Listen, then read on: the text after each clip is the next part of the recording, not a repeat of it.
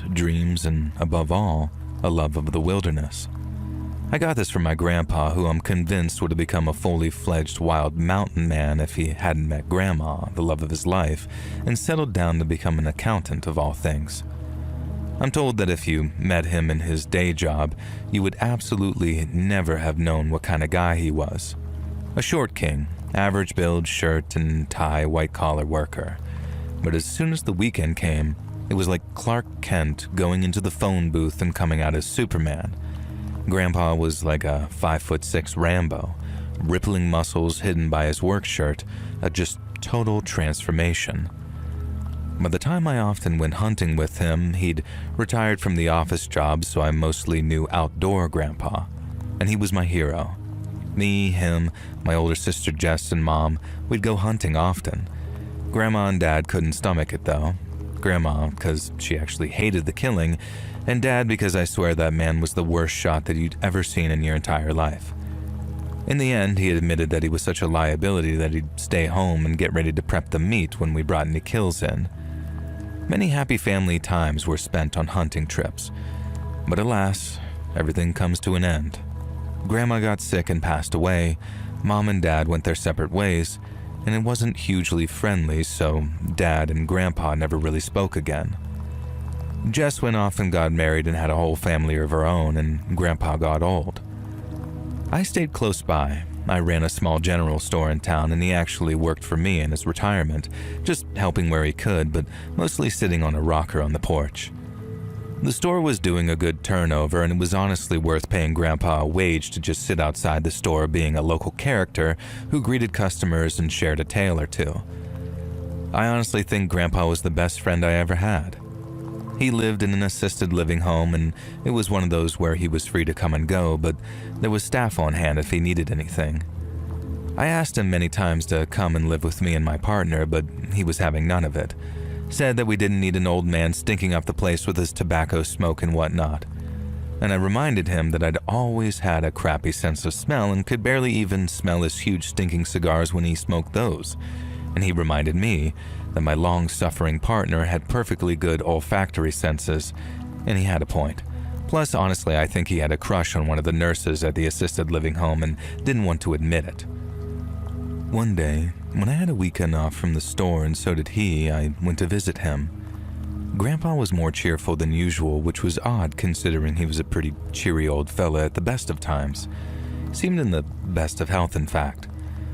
We played cards for a bit, and he was hooting with laughter whenever he won or lost, and eventually I asked him what was up. Something clearly had him down good. When he told me the answer, I was absolutely shell-shocked. I had to stand up and stare out of the window for a moment, and I remember it being a very dreary, rainy day, and that felt almost perfect right then. It was a letter from an oncologist that he'd been seeing, without my knowledge, and I don't remember exactly what it said, but the words brain tumor, inoperable, affairs in order, they're ones that stuck out to me. And I stared out the window for a moment and then turned to him, and I think this was the first time that I ever got angry at the old man. I asked him why he was so damn happy and how he could let me think something good was happening. And he just smiled at me gently and told me that I'd understand when I was his age, which was 82 at this point, that he was finally going to see Grandma again and his daughter. Mom had also sadly passed early by this point, and that knowing the end is coming when you're old isn't scary. It's like knowing you're about to get to the end of a good, satisfying book, and that all things considered, a brain tumor was a pretty quick way to go compared to some forms of cancer. I sat down and thought about it for a while, in silence, and then I looked up at him and I said, "Hey Grandpa, is there anything you want to do before the end, you know?" And then his face lit up like he'd been waiting for me to ask, like this was what made him so happy. Then he told me. He told me that there was one that got away, and that there was a final hunting trip he wanted me to take him on. It wasn't easy. The old man needed a cane to walk at this point, and sometimes even a wheelchair. He refused that for the trip, of course, but we still had to make our way deep into the woods with one of us using a cane. It was extremely, extremely slow going, and what would have previously been a day's hike took us 4 days of stopping to camp, stopping to rest, stopping to talk. And I think that was the point, really. Grandpa just wanted to spend some time with me, away from everything, and it was like chicken soup for the soul for both of us. On day 5, we pitched up camp, and Grandpa said that this was it. This was the spot. He waited till the sun set, and then he sat me down and told me about the one that got away. And it was like a Bigfoot, he said, but it wasn't one. He'd first encountered it years back when my mom was a teenager and they had been hunting together one time. He said at first that he thought it was a werewolf, until we remember werewolves don't appear in broad daylight and Bigfoots do.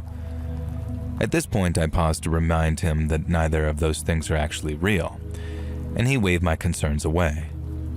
Besides, he said, it was neither of those things anyway. I asked what it was, and he said it didn't have a name. It was like a Wendigo or a skinwalker, but it wasn't those either. He said he called it the Shatterpaw.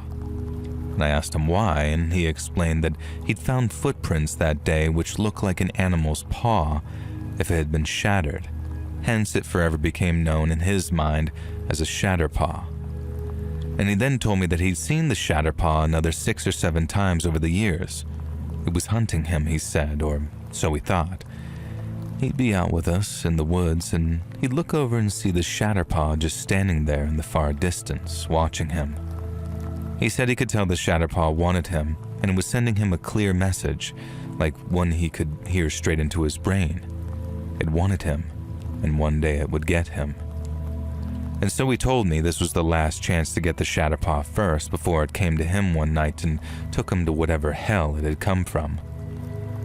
Of course, my reaction was to very sanely assume that the brain tumor was starting to do its business, and maybe I'd made a big and dramatic mistake by bringing a dying man with a neurological condition out hunting. Something had stopped me even considering this up until that point, and now I felt like an actual lunatic. And so I decided to do the only sensible thing that I could think to do. I acted like I believed Grandpa about the Shatterpaw. We spent the next few hours clumsily, loudly stalking through the woods in pursuit of this creature that I knew didn't exist. I knew it didn't matter if we spooked it away because it wasn't real. And it was like 2 kids play acting, only one of us was a grown-ass man who owned a general store, and the other was an old fellow with a brain tumor who could barely walk. And here was the other thing. I did have a bit of sense in me. Little did Grandpa know, he was carrying a hunting rifle that I'd actually disabled at the store. The firing mechanism simply wouldn't work even if he tried to shoot something. And even without the Shatterpaw, there was no way that I was letting an 82-year-old man with a brain tumor and a cane carry around a deadly weapon. I might be dumb, but I'm not that stupid. Unfortunately, Grandpa was neither, but we'll get to that in a moment. Eventually the sun set and we cooked burgers over the camp stove and went to bed in our tent for the night. Now a few hours later, Grandpa woke me up by shaking my shoulder. "Can you smell it?" he said. I couldn't smell a damn thing and told him so. He waved dismissively at me, reminding me how bad my sense of smell was anyway, and then he added this sudden lore to the Shatterpaw that apparently it gives off this really strong stench, but only 10% of the population can smell it, I guess, like how not everyone can smell blood or cyanide. I thought about asking why he hadn't mentioned this earlier, but since it was all fiction, what did it matter? And so I told him that if Shatterpaw was out there, we should stay put. Now Grandpa says, no way, he's out there. Grab your gun, Sonny. We're confronting this beast. And then he was gone, out of the tent before I could say a single thing. And I figured that there was a tiny chance that there was at least some kind of mildly threatening animal out there, or even a person, so I snatched up my rifle. Weirdly, I noticed Grandpa had just left his behind. And when I stepped out of the tent, Grandpa had lit the bonfire. I looked around and asked where the Shatterpaw was, and Grandpa looked me dead in the eyes and said, "I think you know." And that's when he pulled the handgun from his waistband. He told me he'd known all along that I'd sabotage his gun. that he was sorry for stealing from my store, but he needed to be armed, that the real me would thank him if I was still alive somewhere. And then he pointed the revolver at me. His hand shook as he aimed, and tears started coming down his face. "You reek of it, boy," he said. "You always have. It took you one day, and it's been you ever since." "What? I'm not the damn Shatterpaw," I told him. "You know I'm not." And he denied it. He said it was him or me. He kept talking, and he kept stalling. Said that the only way that I could prove that I wasn't the Shatterpaw was if I shot him in the head, or he'd do it to me. I threw my gun to the ground. Grandpa looked confused and then maybe even a little bit ashamed. I told him I knew what he was doing, that he wanted to go out on his own terms, and that this was the best damn plan that he could think of. He was a die-hard Christian, so ending it all wasn't an option. And if I shot him believing it was life or death, I could forgive myself. I asked him if that was right, and he nodded as he lowered the gun. A big part of me wanted to be mad. How could my beloved grandpa try tricking me into killing him? But then I realized, to him, he was putting his fate in the hands of the person he loved and trusted the most, and in his aging, decaying brain, he'd somehow justified it. I told him this isn't the way, and he nodded again. I took a step forward to embrace him and take the gun away from him. Everything happened at once. I heard a sound and saw Grandpa raise the pistol. Honest to God, I thought that he changed his mind and was about to shoot me. Instead, he yelled, "Get down," and I dived to the left like my life depended on it. The gun went off with 3 cracks, and I heard the sound of a body hitting the floor.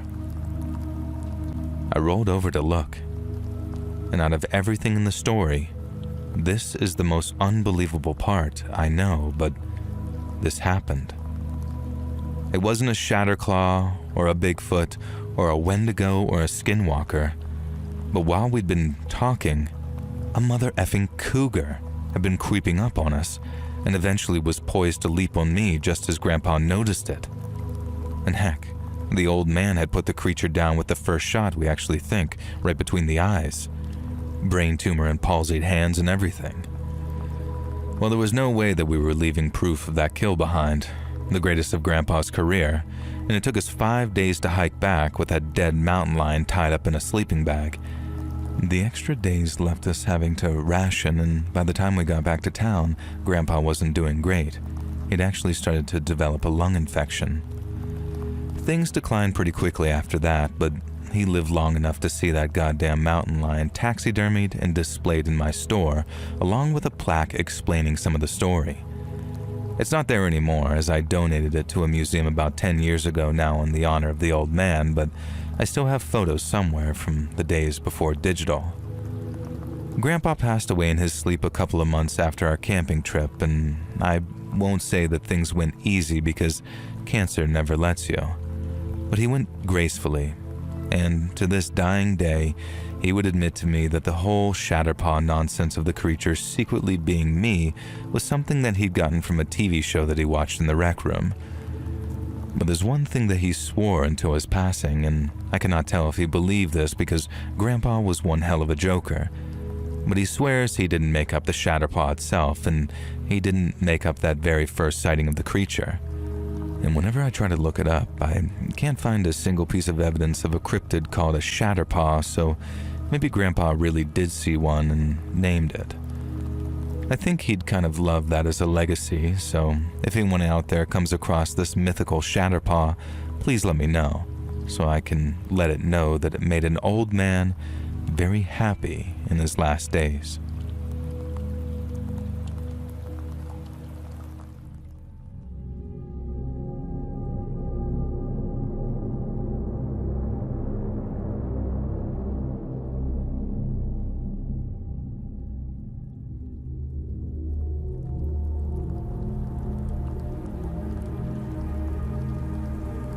Now, I need to be careful with what I say here because I don't want to bring hell itself down on me again. This was one of the most terrifying things I've ever gone through, and I don't want to risk even the slightest chance of the same people getting mad. Because let me tell you, these people are horrifying.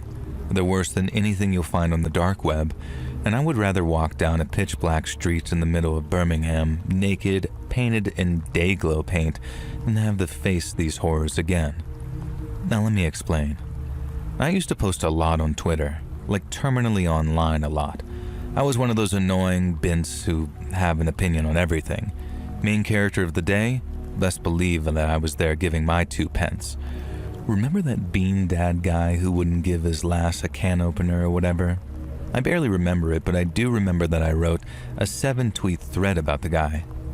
What else was there? Oh, the black and gold or white and blue, that dress, Yanny or Laurel. I used to tweet at bloody Stephen Fry and Neil Gaiman like we were pals. Yeah, that second one aged right well. Now, one thing I really loved was the trending topics and hashtags. It was almost like a delicious menu of completely meaningless crap that I just have to have an opinion on, whether I actually had an opinion on it or not. I mean, why the hell did I get into a 2-day-long row with people about the YouTuber Ninja? I still told him to go suck a Dennis, thanks autocorrect, and managed to get into a row with Ninja's stance. The best part is, I thought the hashtag was about the guy from The Onford. And I don't give a crap about Fortnite, but I sure as hell know a lot about Tyler Ninja Blevins, after his fans told me numerous ways in which I deserve to get touched. All of this pales in comparison to the really terrifying event I got myself into, though, and it was for equally stupid reasons. I can't even explain who I'm talking about exactly, but I'll just say this. The hashtag I saw was a color combination I don't like, and it also happens to be a band, a pop band, of the K variety. Now the irony is, after this whole incident, I actually listened to them and do love them. I also really love that song by Rose about meeting her at the Appetapate. Hopefully this is now clear enough without me quite saying any keywords that'll get me flagged up on Reddit, or if I'm especially lucky, if you include this in a video. So anyways, what I saw was the hashtag of the band name, and I thought that it meant the color combination, so I posted hashtag band name effing sucks. Then I logged off, thought nothing of it, and went and had dinner with my boyfriend. When I next checked my phone and saw 99 plus notifications from Twitter, I had a sinking feeling. Could people really be that mad that I didn't like the color combination? So before even unlocking my phone, I said to my boyfriend, "Holy crap, I tweeted that I don't like black and pink together and I think people are really mad at me." He looked at me like I just told him that I'd run over a dog, and that's when I knew that I had absolutely effed up and was about to find out. He asked me if I was sure that's what I said, or if I said that I didn't like a very similar sounding band. I said that I didn't really know, and that's when he explained to me what K-pop stands are. Considering what a terminally online dumbass I am, how this escaped me baffles me to this day. We looked at my phone together, and it may have shown 99 plus notifications on my display screen, but in reality, it was well over 1,000 tweets. I can't even repeat some of the things that they told me should happen to me. I was told that I should be peeled apart from various orifices. One person wrote a 10-tweet fan fiction about me choking on centipedes, which they dug up from my profile and found out that I actually had a phobia of. Of course, this also involved a bunch of people sending me photos of said insects, the British and American kind. And you ever seen the first Terrifier movie? One Twitter user sent me a gif of the girl being sawn in half by Art the Clown up the middle. If you've seen it, you know what I mean, and they sent this to me 14 times. Thankfully, my DMs weren't set to public, but that didn't stop a few people I did follow from sending me abuse as well. No friends, of course, but just some folks that I had pleasant interactions with in the past. And the abuse did not stop. In the end, as much as it pained me to do so, I deleted my Twitter altogether. Over 10,000 banger posts completely gone. But of course, then they'd found my Instagram, my Facebook, my poor old mom's Facebook, my LinkedIn, they found the coffee shop where I worked, and that's where a big revelation came from actually. I got called into work and my boss, who was thankfully a good friend of mine, told me to listen to this. Our answering machine was full, and the things these people were saying were vile, terrifying, and threatening, or they would have been if not for the fact that about 80% of the callers were clearly under the age of 14. Yeah, I was being harassed and tormented by literal tweens. Some of them were older, sure, and there was some very camp-sounding Irish guy who went into detail about eating my toes. I asked my boss what she wanted to do. I offered to quit, and she said no freaking way, mostly because it wouldn't help. These people were nutso children and they were going to keep calling whether I actually worked there or not. Instead, she and my boyfriend frog-marched me to the local cop shop and we told them everything. Turns out there's not a lot that the cops can do when you're being harassed by feral kids. The sheer volume of weirdos harassing me had to mean that it was being organized from somewhere, but trying to pinpoint where was absolutely impossible. Where do K-pop kiddies even go to hang out? Tumblr? I have no idea, and neither did the cops, and there was nothing they could do or would do. Then it died down. The cult of K-pop kiddies decided to leave me alone. What a relief. Scary story over. Let that be a lesson to you. Don't insult a band. At least I came out of it unscathed. Just kidding. If you've ever run afoul of bored tween stan culture, you know they don't stop at normal things like death threats and harassment. And just when I thought it was safe to go back to normal, I went downstairs one morning to see something strange sticking through my letterbox. I got closer, wondering what the hell it was. Someone had shoved a dead pigeon halfway through my letterbox. It had gotten stuck, but not before, well, the viscera had squished out of its beak. And judging from the state of decomposition, I'm pretty sure that the pigeon had been dead for a while, so at least I don't have its death on my conscience. I tried to convince myself that it was just some coincidence. Some other random lunatic had shoved a dead pigeon through my door. But no, of course not. When I extricated the cadaver from its resting place, I found a black and pink ribbon tied around its neck. There was no question, and surely this wasn't some little kid. Of course, we told the cops, who dusted for fingerprints and all that kind of stuff. I don't know if they actually dusted the letterbox or the dead pigeon or what, but unsurprisingly, they found nothing. And that same day, my boyfriend got a Ring doorbell, and I guess that scared them off because nothing else happened at our home. Unfortunately, this wasn't the end, though. One day, I was on the other side of town picking up some supplies from the coffee shop that I worked at as an assistant manager. I'd parked down a side street and gone in to see our supplier, who hooked us up with a particular brand of imported coffee that no one else in town had. And as such, we had a kind of friendly relationship, so I hung out with the guys for half an hour, telling them about the weird crap that I'd been experiencing. When I emerged from the back of their warehouse in this absolutely nowhere side street that nobody ever went down, my car had been spray painted. Now I'm sure you can guess the two colors that adorned my little Honda Accord. "The cult remembers," is what it said on the windscreen. I called the cops again, and holy heck, not only was there a security camera in the alley, but it was working too. This time, the K-pop cult member wasn't some tween girl, but was in fact an adult man. I never saw him myself, and the cops handled it all because there was no need for me to be involved. He made no attempt to hide his face, probably because he had no idea that there was a security camera watching him. And I can only imagine how the officers reacted watching a grown man who I'm told was in his early 40s leaping around my car and spray painting pink and black graffiti all over it. Was he dressed in band merch? I wish I knew. It made me think, if lunatic fans like this can behave this terrifyingly towards me, what must it be like for the artists themselves? Imagine being Taylor Swift, for example, knowing that a muscly, bearded guy is out there threatening to kill people if they do you wrong. What would it take for his ire to be directed at his idol? Now, I wish the story had stopped there, but there was one more twist in this tale. A few months had passed, and it seemed like everything had died down. Life had gone back to normal. We were out at a bar together, and I went off to use the ladies' room. When I came back, a strange woman had sat next to my boyfriend at the bar. I watched from a distance, and I'm ashamed to say it, but I'm a little bit of a jealous person, and in fairness, in the past he's given me a reason to be jealous. So without thinking anything more of it than my boyfriend being hit on by a random woman, I just watched. She was all over him, touching his arm, laughing at his jokes, leaning in to whisper in his ear. And the asshole was eating it up like the chump he was.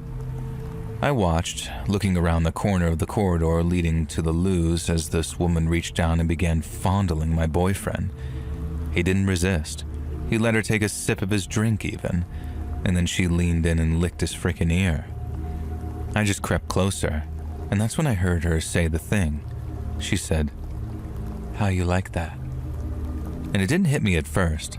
Despite being a victim of stans, I didn't really pay attention to their music. But then the woman, kissing my boyfriend on the side of the mouth, reached into her purse and pulled out a little card. A two-tone card. You guessed it. Black and pink. She tossed it down in front of him and walked away, but not before tipping me a little wink. So the cult of the band's stans had finally gotten their ultimate revenge. One of their nutjob fans had seduced my boyfriend right in front of me, and this sweetie little asshole had been enough of a horny freak to fall for it. The message was very clear and succinct. You play with fire, you're gonna get burned. But consider this. This cult ranged from middle-aged men to attractive 20-something women to angry tweens, all of whom wanted to actively ruin my life because they thought I'd been insulting their favorite band.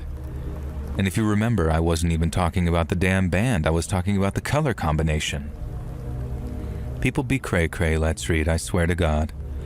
I don't use social media anymore because you hear about terrifying cults like the Anthill Gang or Jonestown, but the cult of celebrity, the Taylor Swift stans or the K-pop girlies or hell, I don't know, maybe even Bowling for Soup diehards, they're all lunatics. People can find anything to worship, and people can find anything to use as an excuse to go absolutely frothing crazy.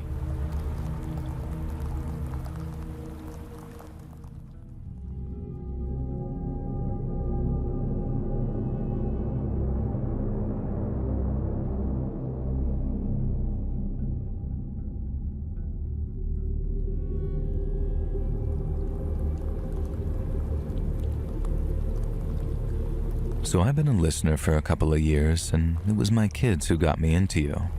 They know that I'm a big true crime and weirdness buff and sent me one of your Appalachian videos. And from that day, I was hooked. My girls keep harassing me to send you a story of my own, and I was always thinking, well, I never got stalked along the Appalachian Trail or kidnapped from a Walmart car parking lot or flying kicked by a homeless bum, so what can I share?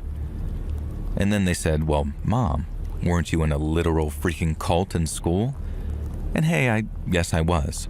Maybe it's not as glamorous as that makes it sound, but I did go through an absolutely crazy, terrifying, unusual incident when I was at boarding school. So I wasn't the best kid. My parents didn't really know what to do with me. I got into buttloads of trouble in middle school, and then the first year of high school was absolutely hellish. And looking back, I was incredibly grateful to my parents that they didn't just ship me off to some kind of military camp or allow me to end up in juvenile hall. Now, I don't want to go into the bullcrap that I got up to, but it wasn't anything you'd hate me for. I was just a little bratty who wanted to rebel against all the things teenage girls are supposed to be, so being rebellious, I was. And the compromise was to send me off to boarding school for 1 year, and obviously I hated it. I was expecting my peers to be a bunch of loser nerds who studied hard, played little, and made me look bad. Well, damn, I could not have been more wrong. On my first day at St. Jimmy's, not the real name, just a little Green Day reference for you, I soon realized that I was a very small fish in a pond full of piranhas. Now these kids, they knew how to be troublemakers, and I was honestly humbled. Any sensible kid would have kept their head down or maybe begged their parents to come pick them up, crying that they'll be good, I promise, just don't make me stay here with these lunatics. Me? No. I wanted to impress these guys. And when Laura, a absolute terror in my class, threw a chair and broke the window, I didn't want to avoid her. I wanted to be her friend. And when Brianna smuggled a townie boy into our dorm and, well, pretty much effed him, I didn't want to turn a blind eye to that. I wanted to help her cover it up.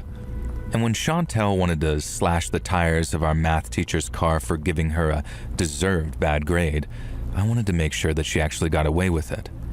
I was desperate to please these girls and desperate to be their friends, and they barely even noticed me. Only one of them did, my only real friend at the time, Noelle. One day I confessed to her that the others were almost like a cult. I said that there was something about them that just commanded loyalty and admiration, and it reminded me of all the cult things that I'd read about. I've been kind of obsessed with it, in fact. Noelle looked at me very funny and said, "You know why that is, yeah?" And I didn't, so I asked her. And that's when she told me. They were a cult, and they even worshipped a certain god older than time that she daren't name even. And if I promised not to tell anyone about it, anyone at all, she'd get me into their next meeting. Now, I didn't believe in ancient gods and all that kind of stuff, of course, but I did believe in the power of human persuasion and hysteria, and even as a teen, I was fascinated by it. I was fascinated by the way people manipulate others and the concept of sociopathy and narcissism and peer pressure. I was also the biggest stan of The Craft, a movie that my parents swore was the reason that I'd gone all wayward. No, it wasn't, but I did still love it. So how could I turn down the opportunity to join these girls and try to get an insight into what could be the very beginning of an honest-to-God cult? So I nervously followed Noelle out of our dorm in the middle of the night and avoided the night monitor. And then we snuck barefoot across the grass to the old caretaker shed, which somehow Laura had the key for. I stepped inside to this sort of mix of incense, candle wax, and underneath all that, the obvious smell of weed. The other three girls were handing out a joint, giggling, and they were sitting around a book that sat open in the center of the shed with 2 spaces from me and Noelle. Now, long story short, the girls told me that they were acolytes of a demonic presence called Anti-God, and they called themselves the Sisters of Sleep. Now, if this sounds familiar to you already, bear with me because, yeah, the thing you're thinking of is exactly where they got it from. I hope it's not a spoiler at this point to reveal that it wasn't really an apocalypse cult, and we weren't really serving any type of anti-God. Noelle and I sat around the circle and they rambled on about the Sisters of Sleep and how we had to do what anti-God commanded us to. The first task was that I had to cut my hand and drip my blood onto the sacred text that lay in front of us. They said the book took different forms of whoever looked at it, and the book that we saw before us would shape our future.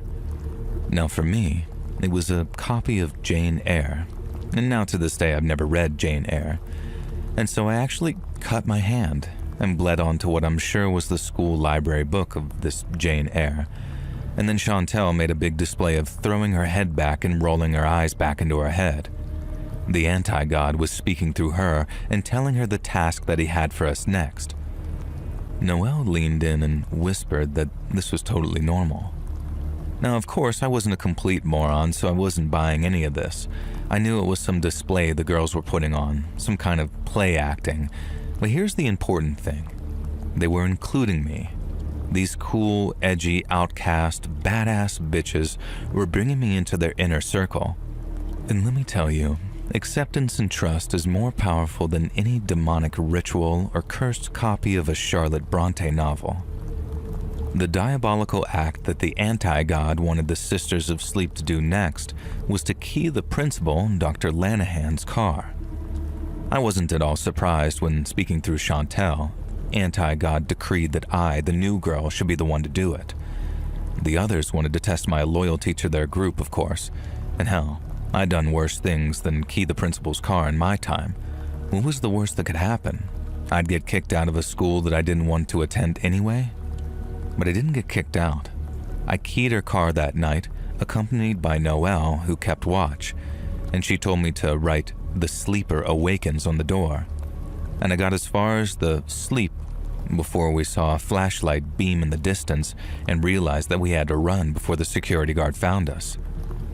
And then the next night, back at the hut, speaking through Laura this time, it decreed that the sleep would be enough, as it showed my devotion to the cause. The next task we had to perform in honor of our ancient god was to graffiti the first floor bathrooms, and this was our friend Brianna's job. This felt a lot less high stakes than what I'd been asked to do, but again, I was very aware that this was all play acting and they were just testing me. Now, Brianna was told to write, "Send me home, bitches," on the bathroom wall, and I thought nothing of this at the time. A bunch of other incidents happened after that: vandalism, theft, pouring soap into the fountain, just a bunch of really, essentially silly pranks. The most dangerous or risky ones always seemed to fall on me, though, as the new girl. And the last prank before everything went to crap was Chantel drawing a wiener on the English class blackboard. We had another meeting a few days later after that. Now this time, Noelle channeled Anti-God. Once again, it was me who was chosen to perform the duty. Now, according to Anti-God, I still had to make up for only writing part of the message on Dr. Lanahan's car way back. Now, I should note here that Lanahan had been absolutely fuming about the vandalism. Called a special assembly and everything, and if the culprit was found, there would be absolute hell to pay. Now, via Noelle, Anti-God told me that I had to blow up one of the chemistry labs. Now, hold on a second, I thought. This was escalating pretty quickly, and besides, I had no idea how to blow up a chemistry lab. That's okay, Laura said. Anti-God had pointed her to a book that would show me how to make an explosive using chemicals that I could find at the lab itself. How convenient. I really didn't want to do this, and this was obviously too far to go for an imaginary cult that I didn't even slightly believe in but just wanted to fit in. But these girls were so persuasive. They talked about things Anti-God would do to me, but they were obviously talking about themselves. I don't even want to repeat them here, but these delinquents made it clear in no uncertain terms that if I didn't go along with their plan, they would do very, very bad things to me. The next day, Noelle took me aside, and she confessed to me that, of course, Anti-God wasn't real, and the whole thing was just some setup. It was, in fact, some crap that they'd gotten from a movie called Prince of Darkness that they'd all watched last Halloween. I still never watched that movie either. It's still on the pile along with Jane Eyre and one other thing that you'll find out later. Now, I told her I knew, but that I really wanted to be friends with these girls. Noelle told me that's how it all started with her too, and how she was essentially trapped, she felt. If she didn't do what they said, they had blackmail material on her that would not only ruin her, but shame her parents and possibly even land her in jail. Now, we talked for hours that night, and with Noelle's guidance, decided that the only real course of action was to set the explosion in the chem lab. So I did. Obviously, it didn't blow up the whole room or anything, it just caused a fire in the chem lab that did a little bit of damage. Laura had done her homework, and I forget the details, but I was able to set up a chemical reaction that gave me enough time to get quite far away from the classroom before it went off. And with Noelle and the other girls keeping watch for me, there was no chance of me getting found out. So that caused some chaos at the school for a few days. Everyone was focused on who'd blown up the chem lab, why anyone would do this, etc. So focused, in fact, that security was pretty lax when the other girls, without my knowledge, broke into the principal's office. They showed me their spoils at their next meeting. They'd stolen all of their permanent records, and this was their master plan: cause chaos at the school, then steal our own files so any past indiscretions would be wiped from the history. This was the late 90s, so it was before most things were digitized, I guess. Now, nevertheless, I pointed out that this really didn't make any sense. People had memories. Chances are those records were just the principal's own copies, too. Now, I tried to be as nice as possible. I was trying to help. I didn't want to undermine their plan. But wow, these girls did not like being contradicted. Who was I to disagree with their master plan of the anti-god? Was I some kind of heretic? And this led to just some absolute fight where I told them that I knew that the anti-god was just some BS from a movie and the whole thing was just some big joke. Now, they didn't deny this. In fact, they just laughed at me. They told me I was the one who didn't understand. Of course, there was no anti-god, no blood rituals, nothing like that. They knew Noelle had told me everything because they'd known all along that I never believed it. And that was why it was so funny to them. Because I still did all those things. They held so much power over me that they'd managed to create a cult through literal willpower and peer pressure alone. And then Noelle stepped forward. She held some book out that she'd gotten out of the library, Cults in Our Midst by Margaret Singer. And this is the third thing on the pile of things that I've never engaged with, but with this one, it's simply because the idea of reading about it would just be too scary, even now. Noelle then goes into a speech about how she'd read the book and how she and Laura had to make a bet that people weren't that easily influenced and couldn't be so easily bullied into self-destructive behavior that went against their best interests just to fit into a cult-like group. Noelle had been the one to insist they could. This whole cruel experiment had been Noelle's. The one person that I thought was actually my friend, the one person at that damn school that I trusted. The whole time I was just her plaything to prove that some human beings are weak and mindless enough to be influenced into cult-like behavior for literally nothing other than boredom. And I was chilled to my core. What was their end goal? They'd pointlessly stolen their own permanent records for what reason? And I found out the next day. The principal and some members of staff were waiting for me. They were holding a bunch of folders, all of which they'd found tucked under my mattress after some anonymous tip. There was also a note in my handwriting addressing my friends, saying something about how I'd stolen their permanent records for them and hoped that they'd be grateful. Their idiotic plan wasn't so idiotic after all, I guess. They'd framed me, and now I was getting kicked out of school all because these weirdos wanted to prove that they could convince the new girl that cults were real. And I guess when I didn't fall for the anti-God crap, they just modified their approach and decided that bullying and peer pressure was close enough to cult-like behavior. And when you think about it, I guess it kind of is. I got kicked out of that school and began the most depressing, bleak period of my life. My parents didn't believe me, of course. They just saw me as the ungrateful brat who'd thrown away my one chance. Thankfully, I was able to enroll in one of the local high schools I hadn't been expelled from. And there, I actually worked my ass off, graduated, and then went to college and eventually did my master's. And no, it didn't have anything to do with cults or criminal psychology. I never want to see another damn wannabe edgy cultist for as long as I live.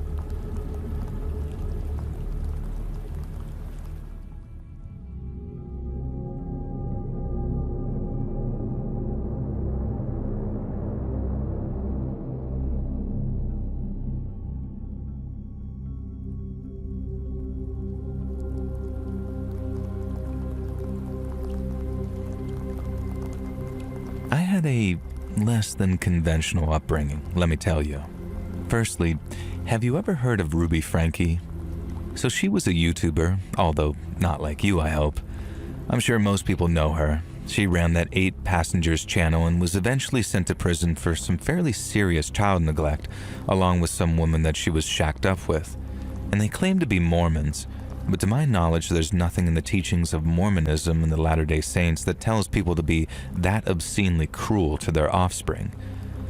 Obviously, I'm not one of the 8 Passengers kids, but when that story first came out, I followed it with utter horror.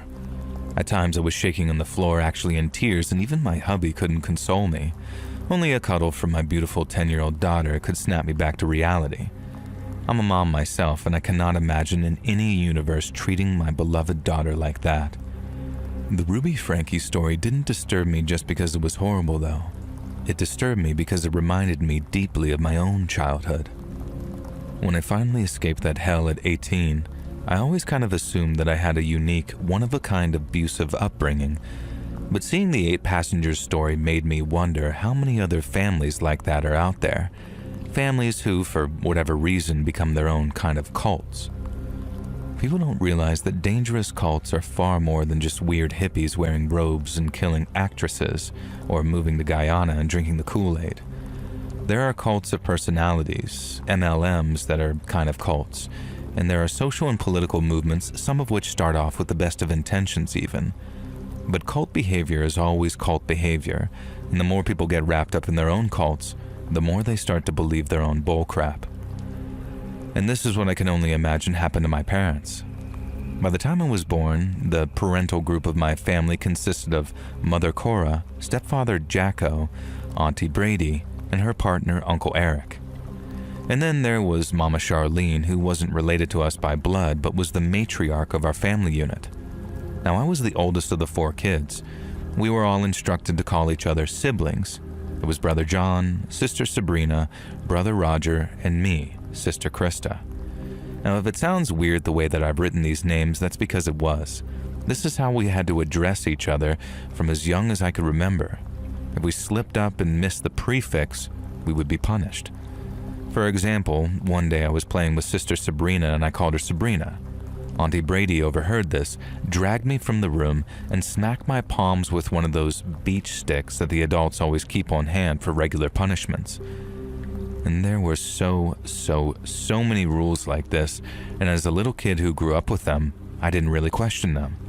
According to Mama Charlene, who we were to regard as an almost holy figure, these things were the decrees of our Lord. If we did anything that went against the decrees of the Lord, we would be punished.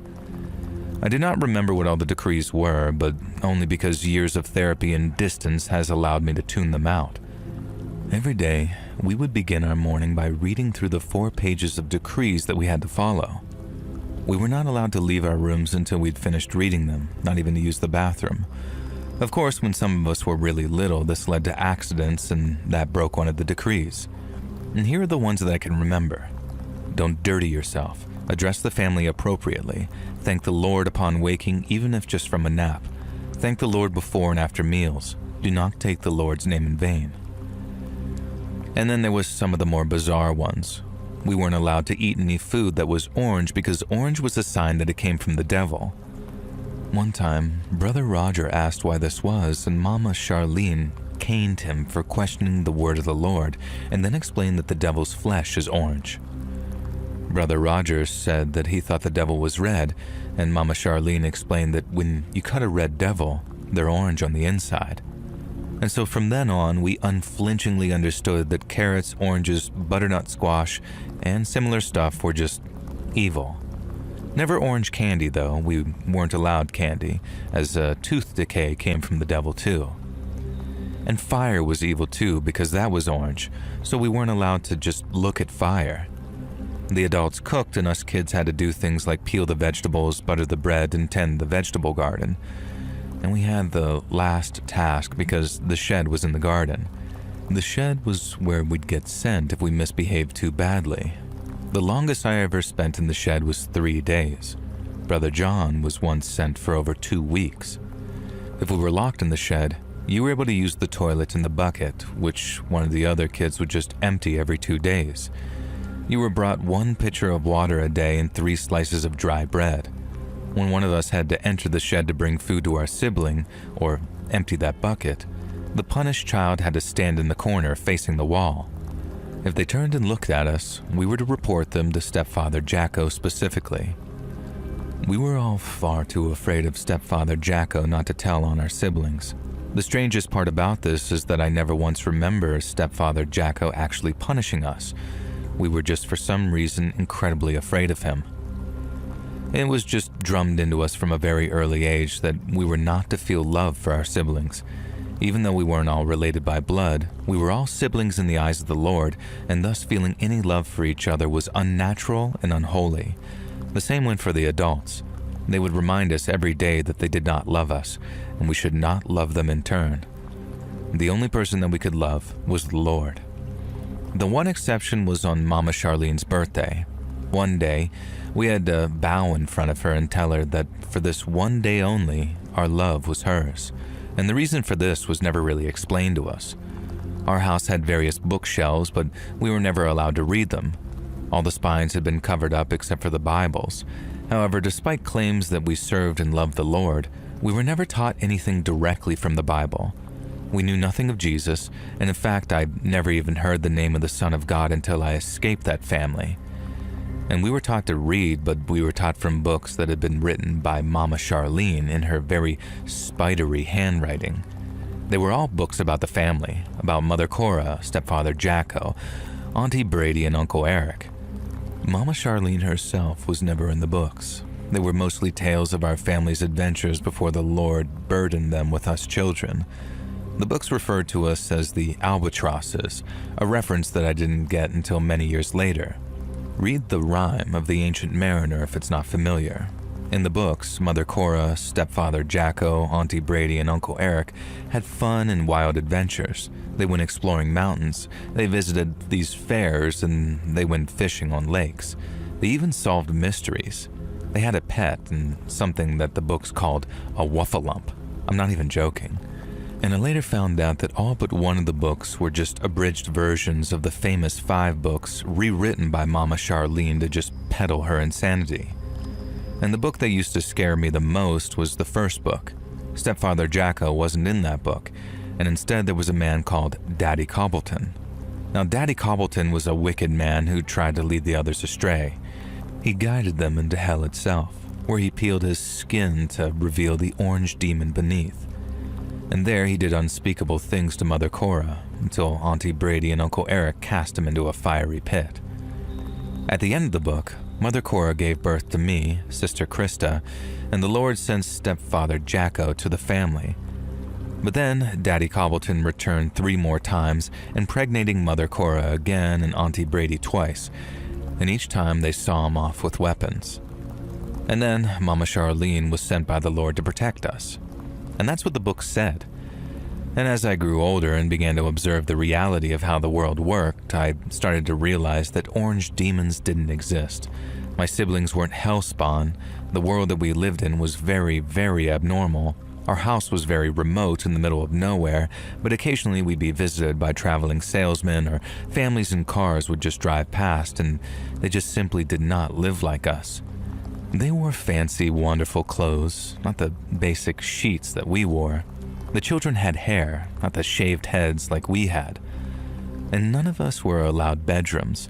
Up until I turned 18, the 4 siblings slept on mattresses in 4 corners of a room. Lines were drawn dividing the room into 4. If one of us entered into another sibling's quadrant after 8 p.m., we would be punished. And the punishment usually involved having our hands whipped or spending time in the shed. But there were other things too. Standing outside and having ice water tipped over us. Having to stand there while the other siblings yelled the meanest things they could think of at us. If a sibling wasn't mean enough, they would get punished instead. Now one day, Brother John took a Bible from the shelf thinking that if he learned more about the Lord, he might understand why we live such a cold, miserable life. When he tried to open the book, it wouldn't open. It was just some prop, a sort of replica. Mama Charlene caught him, and that's when he spent 2 solid weeks in the shed. I genuinely cannot think of a single happy time from my childhood. We were encouraged to avoid human connection with each other. We were homeschooled, we had no toys, no TV, music was forbidden in the house, Sister Sabrina was caught singing once and all hell broke loose.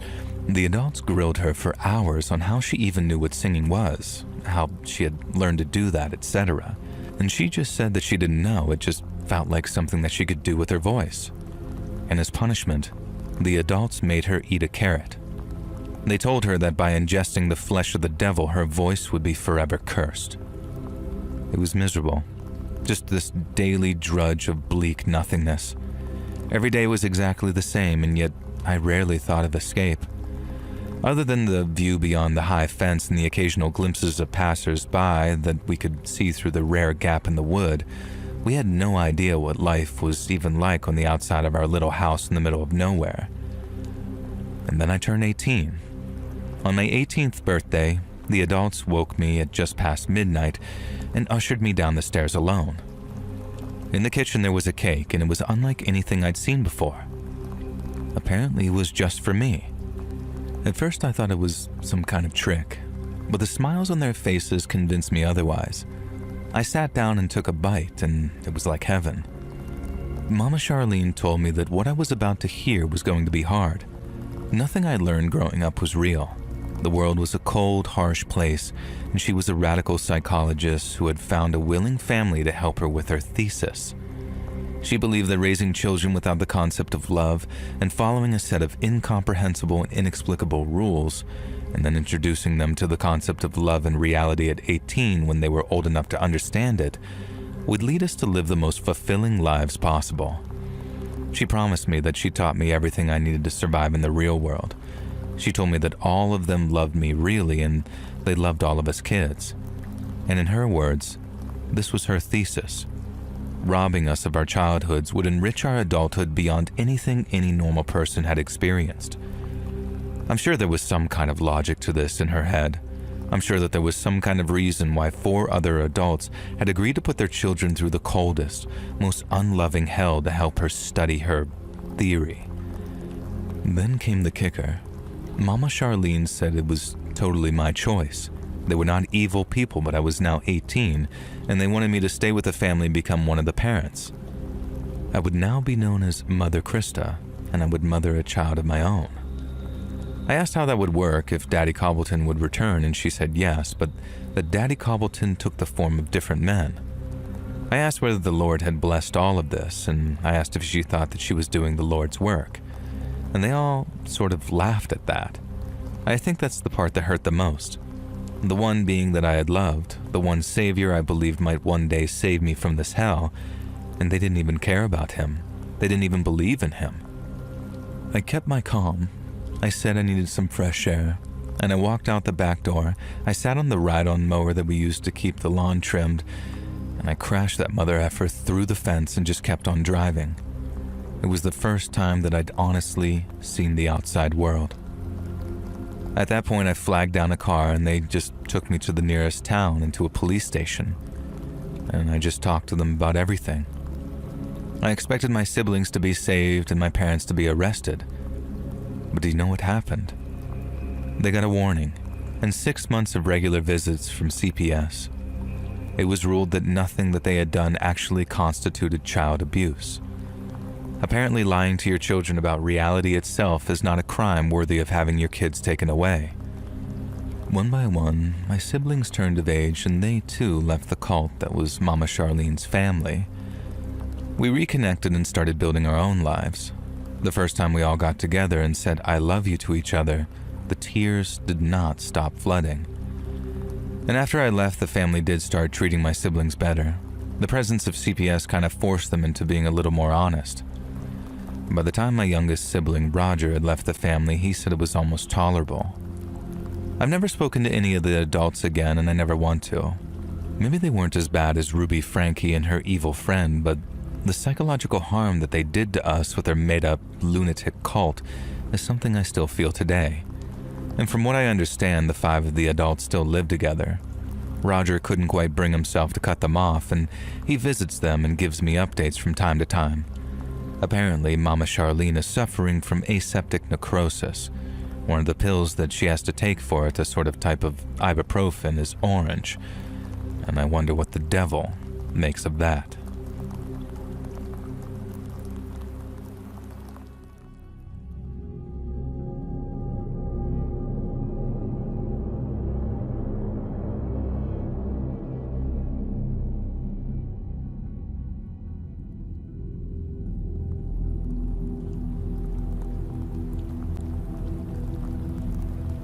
So the absolute weirdest crap happened to my grandpa a few years ago. I got the call the next day, but this is what he tells me happened, and based on what I found, I don't think the old man's confused. He's a bit of a vulnerable old lad, but he's still in possession of his senses. Now, it was late at night, and there was a knock at his door. Granddad lives alone ever since Nan died after she fell in front of a speeding lorry. Now, he was there and it kind of messed him up, and ever since, Granddad, who was an agnostic for most of his life, has been looking to find faith. And that's why when these 2 young Mormon chicks arrived at his door, telling him that he'd arranged a meeting with them, he didn't really question it. He just figured his memory had slipped and maybe it was normal for them to show up at 8 p.m. Now, this was before the movie Heretic had come out, and trust me, this isn't similar to that plot at all, I promise. Granddad didn't try and lock these chicks in his house or anything. Instead, he made them a nice cup of herbal tea and they sat down and chatted for a while. One thing Granddad told me was that they didn't really seem particularly educated on Mormonism. The more they talked, and Granddad's always been a theologically curious man, even in his agnostic days, the more he got the impression that these girls either didn't really understand the church that they were a part of, or simply didn't care. Sure, they had the literature, pamphlets, and things, but They weren't really able to describe anything that was in them. They simply suggested that they leave the reading material with Granddad and he could make up his own mind. Now, I've dealt with Mormons before. One of my best friends, Chris, is a Mormon, and I know firsthand that Mormons can be very passionate about their church and their beliefs, especially the ones that go door to door trying to convert people.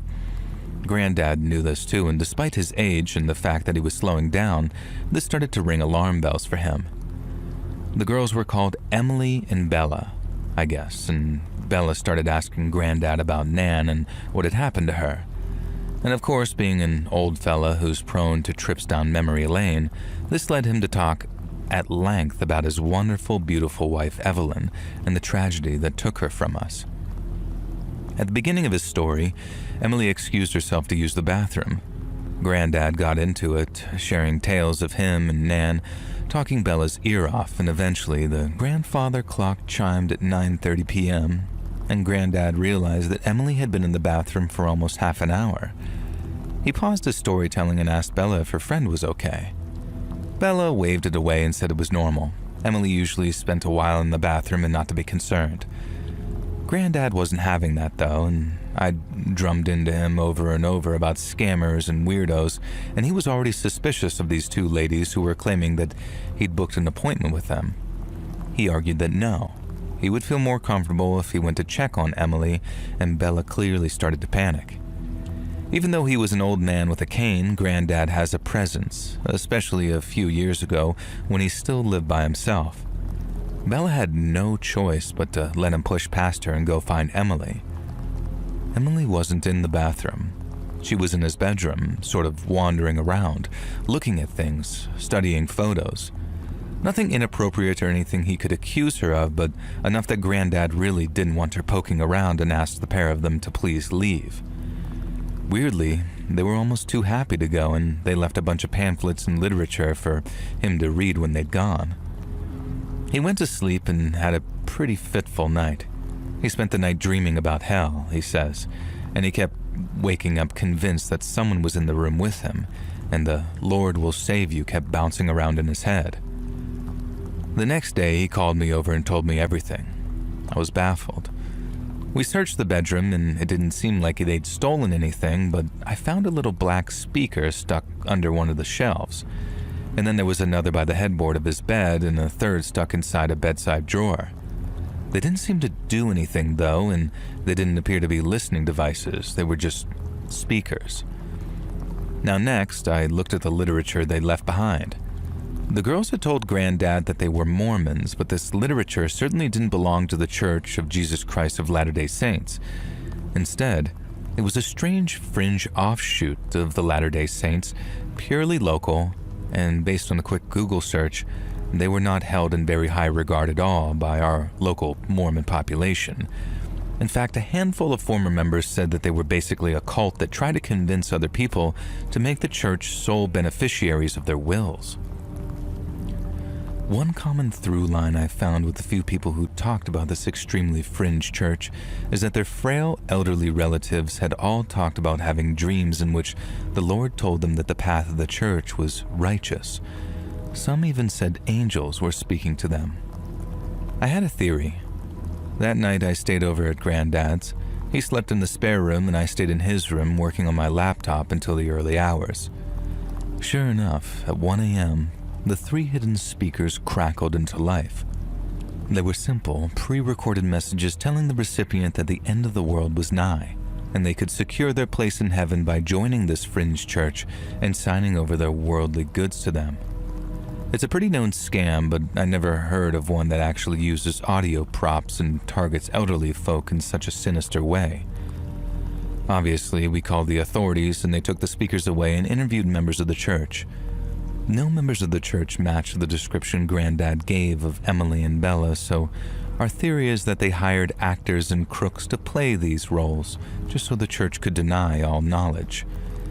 Sadly, the investigation never went anywhere, and while Granddad avoided being a victim, I'm sure that there were other vulnerable old people who joined the cult, church, and spent the last days of their lives in poverty, waiting for a salvation that would simply never come.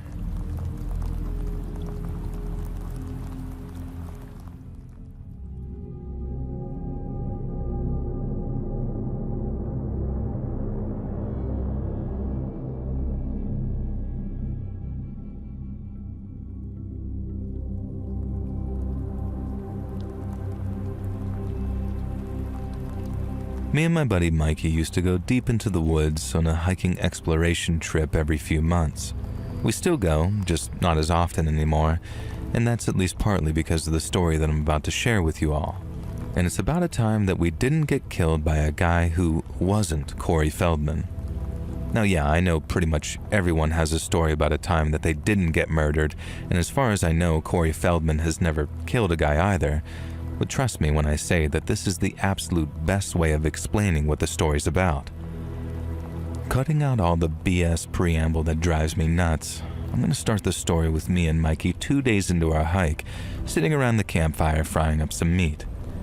We weren't out in the wilderness to hunt, just explore and have fun, and we knew our crap and knew situational awareness and being mindful of our surroundings and all of that stuff, obviously, which is why we were a little surprised when, seated at our campfire, a voice spoke from directly behind us saying, "Hey guys, what's up?" We both kind of jumped and turned around in our seats. And you could tell that this fella was hoping for that reaction because he had this little grin on his face. That was surreal enough. But what made it even more surreal was that the man standing before us looked like Corey Feldman, the child star of The Goonies, Lost Boys, Friday the 13th Part 3, and more. I would have sworn on the Bible that this was the case. Corey Feldman, looking exactly like Corey Feldman would look in the late 2000s, but wearing those thick glasses he often wore as a child star. He was dressed in one of those military jackets that you could get in just about every store back in the 2000s and some camo khakis. He had a green military-style cap on too. And I remember all this because, let me stress, I was 100% sure that I was looking at Corey Feldman.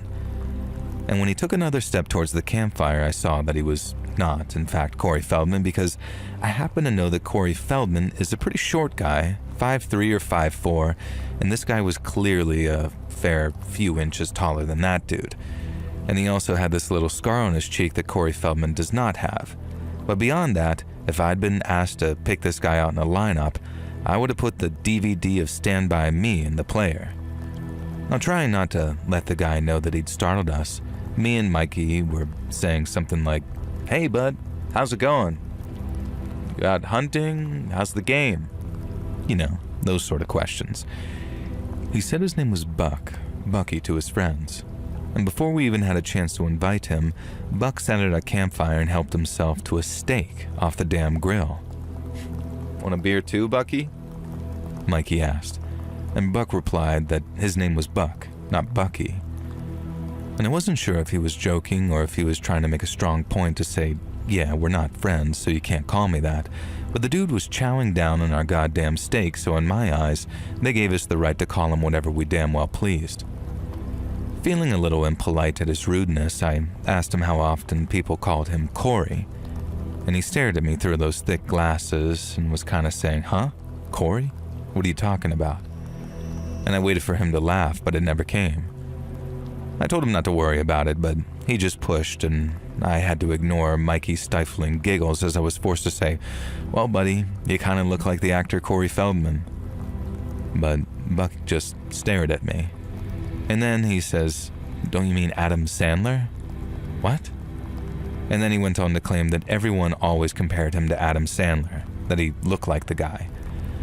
And I'm sure most of you know this, but Adam Sandler and Corey Feldman do not look a thing alike, and this guy did not look like Adam freaking Sandler. I shot Mikey a look, as this guy yanking our chains, and Mikey was no help. But he just sort of girlishly was giggling behind his hand. "Yeah," Buck said, "people say that I look like Adam Sandler, but my friends call me Kyle." "Wait, what?" And I thought this guy's friends called him Bucky, and this got more confusing by the minute. He explained they call him Kyle after Chris Kyle, the American Sniper dude. But he doesn't like being called Kyle because he makes that guy look like a baby. Buck apparently was a trained sniper, and he told us about some of his best shots. I can't remember and I can't be bothered to recount it, but the exact details of these claims, but let's just say that as someone with even a passing interest in long-range rifles and snipers who comes from a military family, You would have to be the most talented marksman to ever exist in order to pull off some of the shots that Buck was claiming, to the point that some of them were not humanly possible. Apparently, he stayed prone for over 3 days without eating and drinking and using the bathroom, just to avoid shooting a woman who was in the way of his target, a Taliban leader. Mikey, who was getting a bit drunk at this point, asked why the woman and the Taliban leader were having a 3-day conversation in the first place, and Buck looked at him like he wanted to bite his eyes out. Genuine, absolute fury at being questioned. It was enough to sober Mikey up, and let me tell you, that's no mean feat. The problem is, sober, insulted Mikey is a lot more confrontational than drunk, mocking Mikey. So when Buck told his next story, some elaborate yarn about ricocheting a bullet off of 3 different metal surfaces and saving a pregnant woman from a rogue American general who was clearly meant to be Marlon Brando in Apocalypse Now, Mikey called BS. Like literally he just said BS, and then started humming Ride of the Valkyries. Buck stood up fast and began to reach into the waistband of his pants. Both of us leapt to our feet, and within seconds, I had my own pistol trained on him. I don't drink, unlike Mikey, and I do carry. I'm the designated don't F with us guy when we go hiking because you'd be surprised how many times you'd need one of those. Now Buck says, Hey, steady on, guys. We got a couple of wannabe soldiers on our hands, huh? Excuse me, buddy. You were the one who was seemingly just reaching for a gun. Buck then says that he could tell that he wasn't wanted, but that maybe we'd better watch out, because he owned this land, he didn't, and had every right to shoot us. He didn't. And then Bucky stormed off into the trees, never to be seen again, by us anyway. Now, the next day we packed up and continued our hike. We were just walking along chatting when suddenly out of nowhere we hear a crack and a bullet hitting a tree about 20 feet away from us. Mikey and I are both like, what the crap?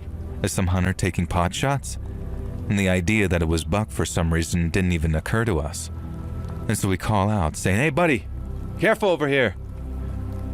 And we're wearing these very high-vis jackets, all that good stuff, and then another shot rings out, and we can see it hit almost exactly where the first bullet had. Mikey and I drop to the ground, run behind a tree out of line of sight of the shooter, and try to scour our surroundings. There's no sign of anyone, and we both whisper, Bucky, at the same time. But it couldn't be. Those shots were accurate. Well, the second one was anyway. And we have a whispered conversation, shocked that maybe Buck was actually telling the truth, at least to some extent. He was an absolute crack shot, even if he was a crackpot. But what the hell could we do? There was no sign of him anywhere, and we're just sort of sitting ducks out here. I decided to put something to the test. I grabbed something out of my pack, a water bottle or something, and tossed it out into the open. The shooter fired, and it blew out of the air. This was a serious, genuine pro. And based on the directions the shots were coming from and the size of the tree that we were hiding behind, I knew that we were somewhat safe. So I called out, Hey Buck, buddy, you're not trying to hurt us, are you? There was no reply. Silence. And then another gunshot, causing bark to explode from the same tree he'd shot at before. Now maybe this was my inner optimist, but I took that as a no. Meanwhile, Mikey says screw this, and decided to run from one point of cover to another. My heart basically stopped. A shot rang out, and I expected to see my buddy crumple, but no, he made it to safety. And instead, the shooter had hit the tree Mikey was aiming to hide behind. He was toying with us, and it was some kind of sick game. We ditched all of our equipment so we could move light. All we brought was enough water to last us the day or so that it would take to get back to the truck. We figured if we really pushed ourselves, we could make it without stopping. Now the whole journey back, the shooter was taking pot shots at us, but shots designed to prove that he was a cracked marksman. He'd shoot at this thin branch off of a tree, and then he'd land a shot directly in the whirl of some trunk, and it was honestly uncanny. And I'm almost starting to believe that that Buck guy was actually capable of the feats that he'd claimed. The marksmanship that he was displaying was insane, And not once did we see the damn guy. He'd been dressed in basic civilian military gear, sure, but not full camo. And besides, to stay hidden in the forest, he would have needed to change outfits at certain points, and it was like he was a goddamn chameleon, which I guess did fit with what Buck claimed. Eventually, after 22 hours of solid running and crouching and ducking, because who could tell if the shooter would finally decide to stop toying with us and finish us off, we saw the parking lot. The truck appeared, thankfully undamaged, and I say, "Mikey, you did take the keys out of your backpack before you ditched it, right?"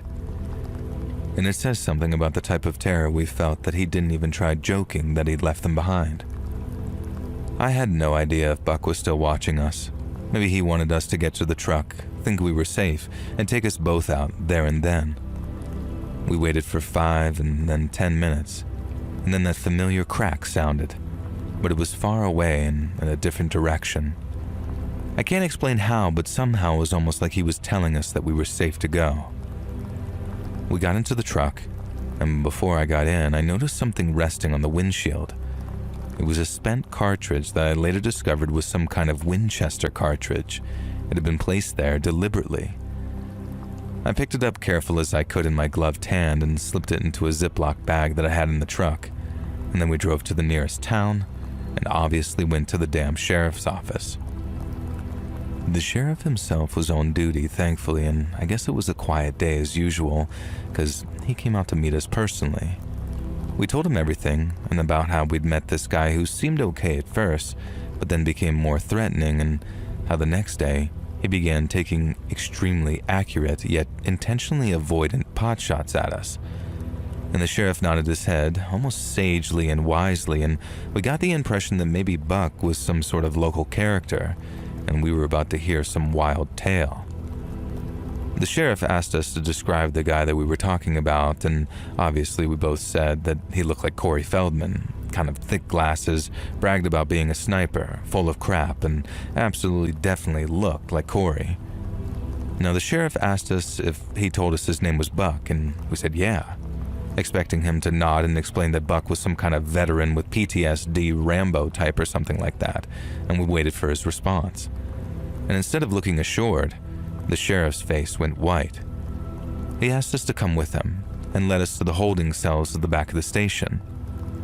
He asked us if this was the guy that we'd met.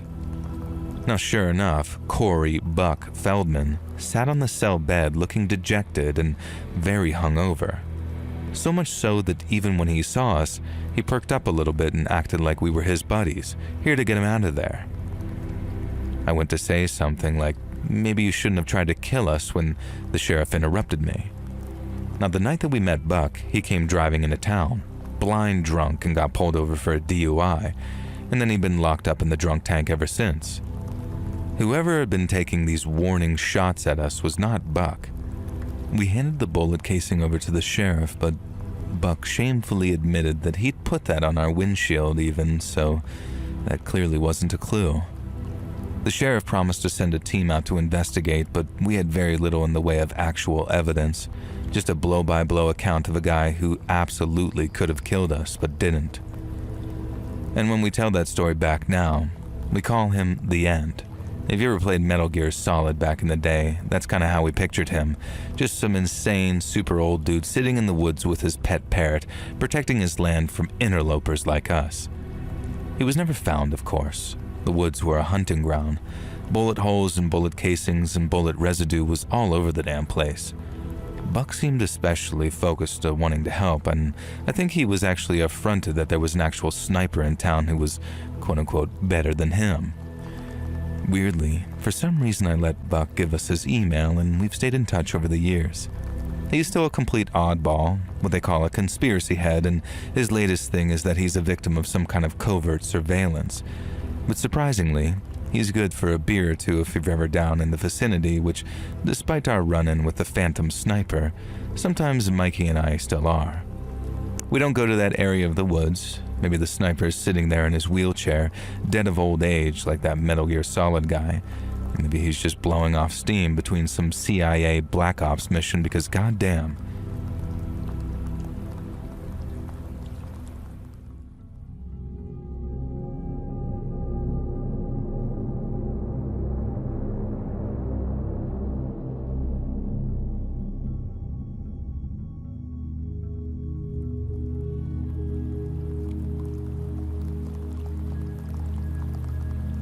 So this is my dad's story, but he's giving me permission to share it with you after I got him to listen to a few episodes of the Let's Read podcast on a cross-country trip that we took recently. So we hail from Tennessee. We've always been a Christian family. Mom and Dad raised me with a strong faith in God, and I've raised my kids the same way. Now, I won't turn this into a love-in, but my faith has given me strength in life more times than I can count. The scariest and weirdest thing that's ever happened to my dad revolved around a church and a preacher, though. Growing up, Dad's local church left a lot to be desired. He lived in a small backwater town with a small backwater church, and while the town folk were plenty of God-fearing people, they didn't hold the local preacher in quite such high regard as they held our Lord and Savior. Dad can't even remember the old fogey's name, so we'll just call him Pastor Bake. Yeah, I know. Now, Pastor Bake was a pretty old fella in fairness, but old beyond his years, too. That's because he liked a bit of the sauce, you know what I mean? The local kids joke that he dipped into the communion wine, and Dad says that was pretty much true. One time, allegedly, he was so drunk during a sermon that he briefly fell asleep at the pulpit before snapping awake. He was a harmless guy, you couldn't say otherwise, but he hardly inspired passion and confidence in people. Especially not in 1970 when the Vietnam War was still in full swing, people were losing loved ones, and the state of the world was terrifying and people wanted faith more than ever. It was kind of difficult to go to church on a Sunday morning and listen to Pastor Bake slurring his way through his latest sermon about some dry topic that barely had any relevance to the modern America. It was no wonder that attendance dropped until they'd be lucky to have 20 parishioners in attendance on any given Sunday. And then, the circus came to town. And I don't mean an actual circus, of course, although Dad does have some pretty cool tales to tell about a traveling circus that passed through one time. But no, this circus had a tent and a ringmaster, but there were no clowns or elephants in sight. It was one of those pop-up tent revival churches. It had a portable organ with a young and hip organ player, and it had a choir who would raise the proverbial roof. And most importantly, it had Pastor Trent. And if you've ever seen any movie or TV show that has a charismatic, larger-than-life pastor who throws himself around the stage, evangelizing the Word of God with enthusiastic abandon, then according to Dad, you've only seen half of what Pastor Trent had to offer. He was everything that Pastor Bake wasn't. Young, energetic, stylishly dressed, dripping with faith in the Lord, and most importantly, sober. The way Dad describes him, you'd almost picture Jesus himself. He had long hair that flew wildly as he gesticulated in his passionate sermons. He never claimed to be a faith healer, but he'd lay hands on the sick and elderly and they would swear that they felt better. Dad says that Mr. Rockford, whose hands had been crippled by arthritis, was able to reopen his store for another 3 years after Pastor Trent shook hands with him. Now, you might think Pastor Bake would have a problem with Trent setting up his tent revival in the nearby field, but even though attendance dropped to 4, including the organist, he seemed to appreciate the break, according to Grandpa's friend Steve, who still attended. Everyone else, though, was completely won over by Pastor Trent, and from the way Dad tells it, who could blame them? Now, bear in mind, Dad was a 16-year-old boy at this time, and even the most well-behaved Christian teen has other things on their mind than going to church all the time. But at least the way he remembers it, Dad would actively get excited about going to the tent revival each week. And then, one Sunday, something weird happened. Pastor Trent was doing his usual energetic routine, talking about how God loves us, how he's watching over the soldiers overseas and his soldiers in our country. And then Trent gets very quiet. Just full silence falls over the tent. Dad swears blind on his life that it felt like the heat in that place started creeping up and up and up. I mean, sure, it was summer, and they were in this big canvas tent and it was standing room only, but it had never been that unbearably hot before. You could see people starting to sweat. Old Mrs. Crabjoy even wobbled against her son-in-law and looked like she might actually faint. Pastor Trent froze at the front. He gripped the sides of the platform and looked up, and to the left, it was almost like he was listening to somebody that nobody else could hear. Dad says that you could have heard a pin drop. Nobody wanted to break the silence. Nobody even coughed. And then Pastor Trent clapped his hands together, making half the congregation jump. He started to say something and then stopped, like the words caught in his esophagus. He clears his throat and started again. "It's time for the church to move on," he said, and these murmurs ran through the crowd, and this Pastor Trent waved his hands to settle everyone down and then announced that next week would be the final service before they moved on from the town. Of course, everyone was devastated and nobody knew why. Trent and his choir ushered everyone from the tent and they were barely speaking, and for the next week, the town was just awash with gossip. What had happened? Why had the pastor frozen mid-sermon like that? Had he been listening to the voice of God? Now remember, this was 1970s, so there were no Bluetooth earpieces or anything like that. Everyone was poised for the final service next Sunday. Maybe there would be answers. In the meantime, Pastor Bake was on a decline. On the Wednesday, he was found stumbling around the town square at night, 3 sheets to the wind, rambling about how the devil was here to take us all away from him. And the sheriff had to lock the poor old guy up in some drunk tank and try to get some sense out of him. And now the sheriff was Grandpa's old pal, so Dad, hearing this from Grandpa secondhand, apparently the sheriff flat out asked Bake if he was talking about Pastor Trent, if Trent was the devil come to take us away. Pastor Bake said no, it wasn't Trent. Trent was a man of God. The townsfolk arrived at the tent that Sunday, at least most of them did, and the tent was still there. Pastor Trent was not, though. The whole place had been cleared out, the pews were all tossed around and knocked over, the pulpit had been smashed, but the electric organ was gone and so was the generator. So were the trailers that the pastor and his crew had stayed in. They'd left early and clearly in a hurry. And then someone named Jerry Charlton came running up. Had anyone seen his wife, he asked. He thought that she'd left for church before him, but he couldn't see her in the crowd. She was pregnant with his kid, so where else could she be? And then a few other parishioners showed up. The school mistress, her husband was missing.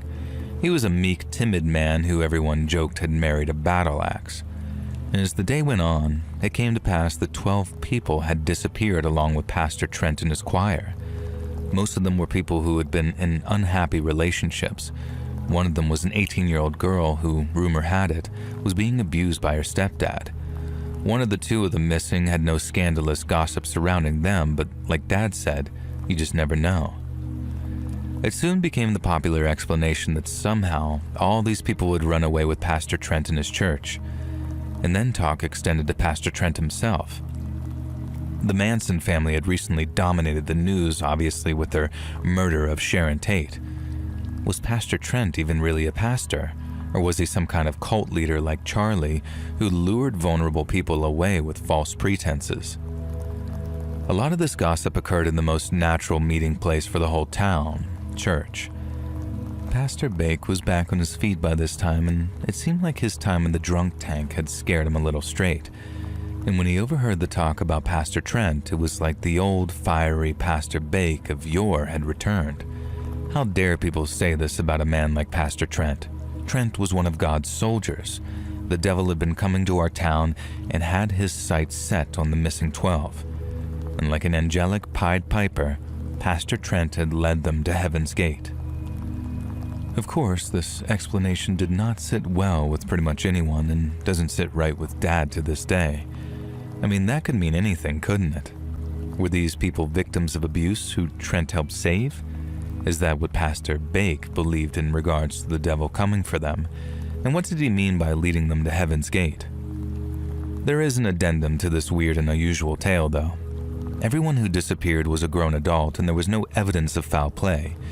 Given the volume of people who disappeared and the testimonies that they all had troubled family lives, the cops weren't prepared to treat any of it as a missing persons case. But Jerry Charlton wouldn't leave it at that, and he scoured the damn country looking for Pastor Trent and his tent revival church.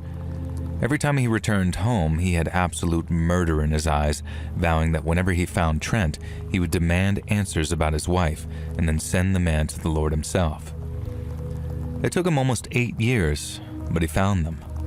None of the missing people were present at the tent revival, but not only that, Jerry Charlton refused to talk about what transpired when he finally met Pastor Trent again. All he would tell us is that Pastor Trent was a man of God, and that wherever our missing loved ones were, they were in a better place. Dad's theory is that Pastor Trent and his choir were running some kind of underground railroad for victims of domestic abuse. I've heard of traveling tent revival churches doing similar things, albeit many, many years later. I think I agree with Dad. Pastor Trent was helping people escape their bad situations, and maybe Pastor Bake even knew about it.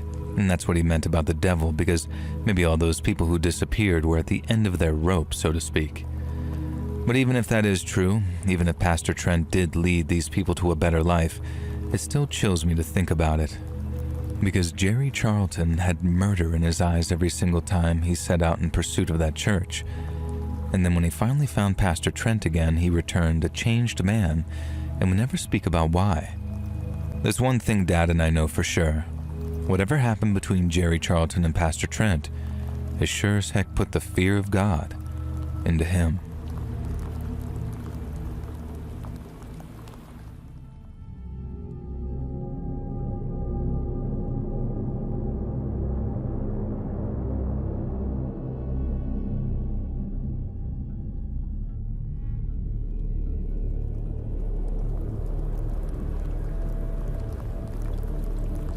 Back in the 90s, myself and a couple of girlfriends used to go wilderness hiking. We were extremely into it, kind of our whole personalities. I loved it and so did the others, Sarah and Ashley, and we decided to go on a 2-day exploration. We drove as deep into the woods as we could and decided to just spend the day there and then camp there overnight. We parked on a dirt road and hiked until midday, then settled down for some food. Now, keen to get going, we ate a little bit and then began to explore the area. We'd never been here before. It was kind of an odd location. It was very deep into the woods, but the dirt track had allowed us to drive down here fairly easily. Ashley was a photographer and she had some kind of fancy camera that she used to take nature photos. Now, this was before the days of digital cameras and camera phones, of course, so she had to be kind of picky about what she snapped. And that's what drew my attention. 1, 2, 3 photos almost in a row. I looked over to where Ashley was, and she was standing near a rock face. I couldn't tell what she'd seen, so I angled around and realized that hiding behind this curtain of vines was a cave. She'd been using her flash to light up the interior of that cave before going in.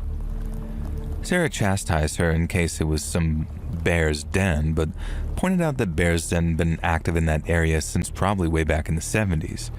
It was a pretty safe area this far deep into the woods. Ashley said that this may be so, but something had clearly been using the cave as its lair a long time ago. We could tell it was abandoned though because there were some rocks covering the entrance which we had to clamber over to get inside. Now, this curtain of vines had fell over the entrance and almost no natural light filled the cave. Sarah and I turned our flashlights on and we looked around. Now, it definitely had been some type of animal's lair once. There were very old remains littered in one corner, and then the dry, dusty, musky smell gave it an almost comforting feel. I could imagine a cartoon bear holed up there with its cute little cubs. Now, we explored the cave. It was actually pretty small and had a fire pit in the center. People had clearly used it as a camping spot at some point, which made sense given the slight hole in the roof and the fact that the entrance clearly used to be bigger. Sarah joked that it would be a great place for hotboxing, and I just rolled my eyes. We did decide to camp in the cave, though.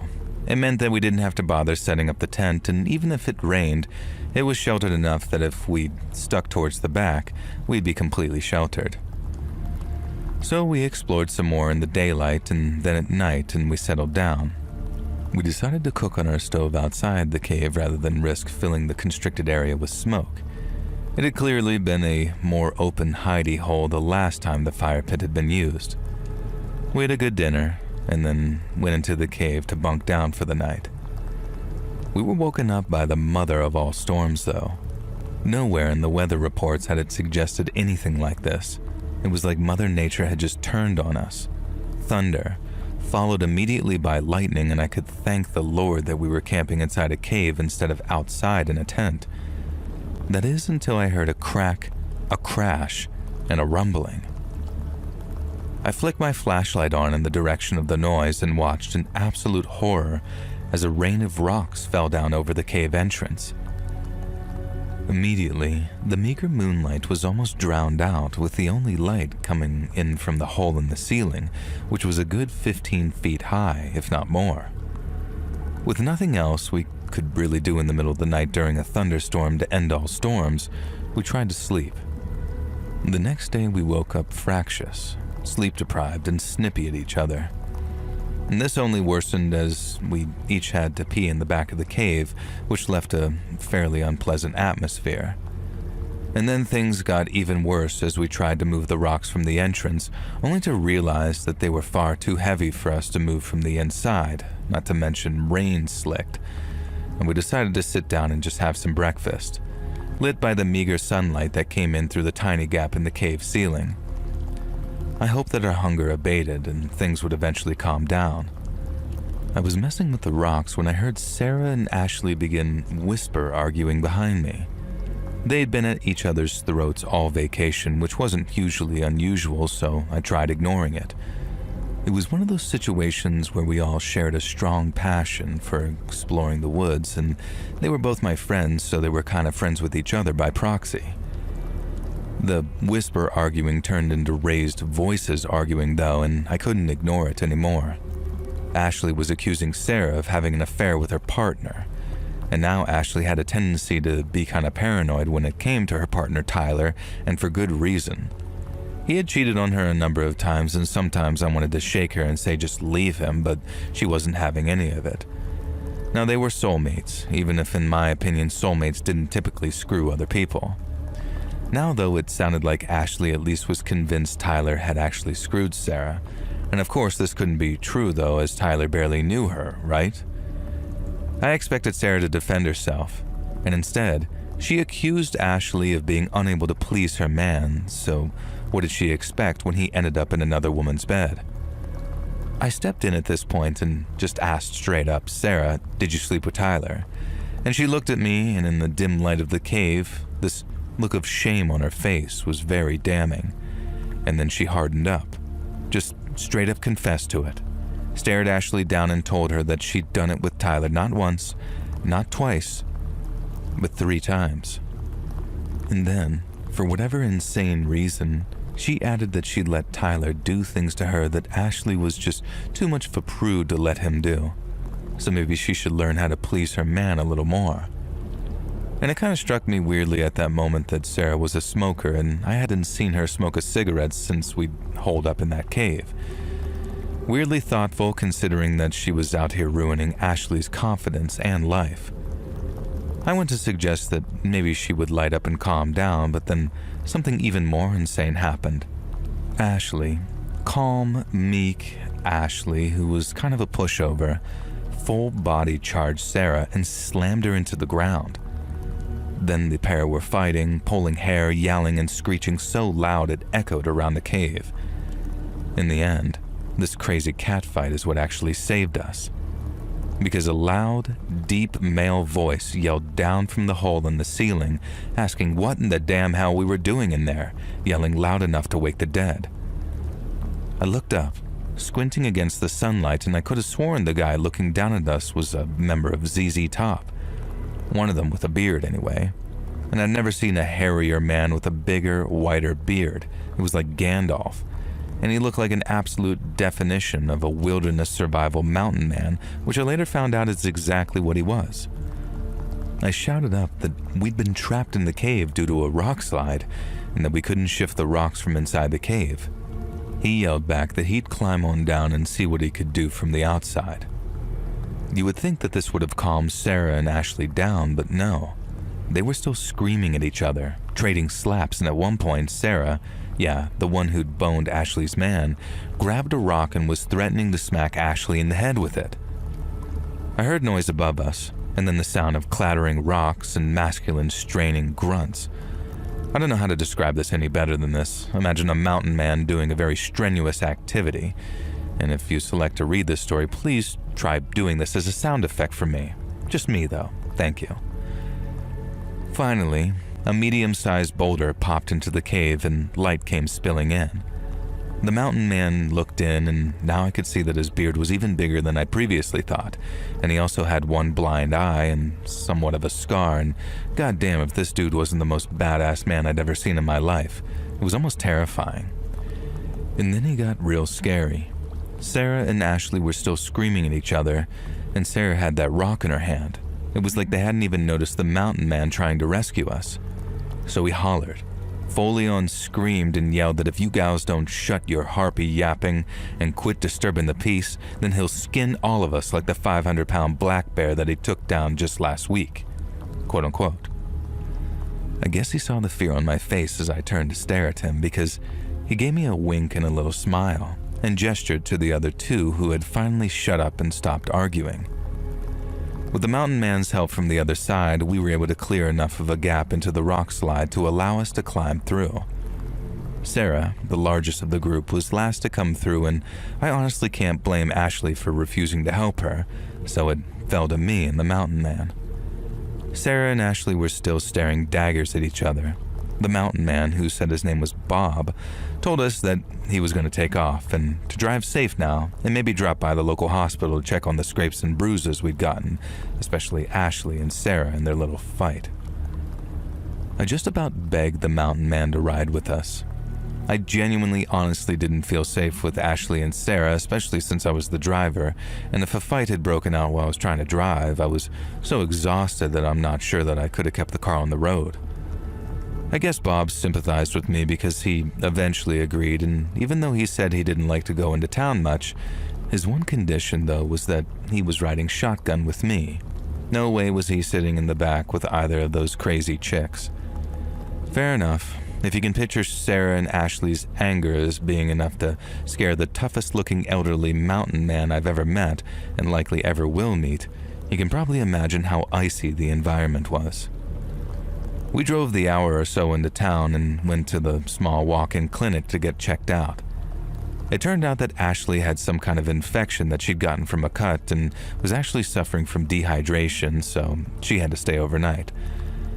I stayed with Ashley, and Sarah decided to take a bus back to the city. I think it was the last time they ever spoke. And as a funny epilogue, Ashley decided not to tell Tyler that she knew he'd cheated on her. Instead, she called him up and explained what had happened. A couple of hours later, he showed up at the hospital. It was me, Bob, and Tyler in the room with Ashley in the bed. She tried to climb out of the bed, and Tyler thought that she was going to hug him or something. Bob knew different, though. He put a hand on Ashley's shoulder and told him he had this. And then he walked up to Tyler, moved as if to shake his hand, and then gave him a backhand pimp slap that was firm enough to undermine Tyler's masculinity, but not enough to do any damage. That's the kind of man Bob was, though. When Tyler looked stunned, Bob told him that maybe next time he'd think twice about treating a fine girl like Ashley the way he had. And I kid you not, Tyler's response was, "Which time are you talking about?" And I think that's when Ashley finally decided enough was enough.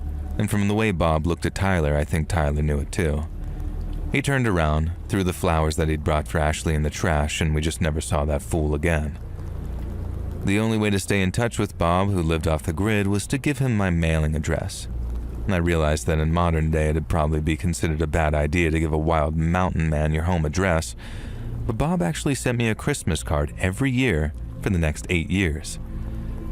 Eventually, I received a letter from Bob's grandson, who sadly informed me that he'd passed away, but that Bob kept daily journals and an address book, and I was marked in there as highly important as a person to send a Christmas card to, which touched my heart in ways I can't even begin to express.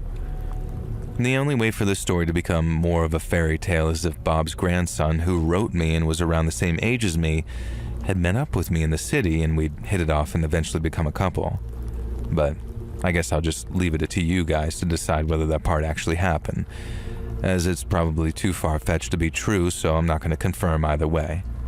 But I will let you know one thing. My firstborn son, who's a teenager now, is called Robert, and he has a strong love for the outdoors.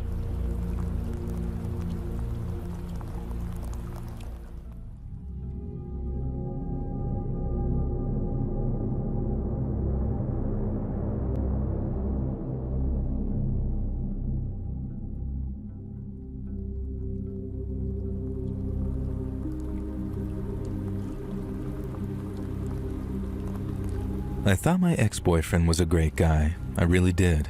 So much so that I was willing to let him talk me into going deep into the woods hiking with him. I've never been a real outdoorsy girl, much less a go into the middle of nowhere with one other person girl.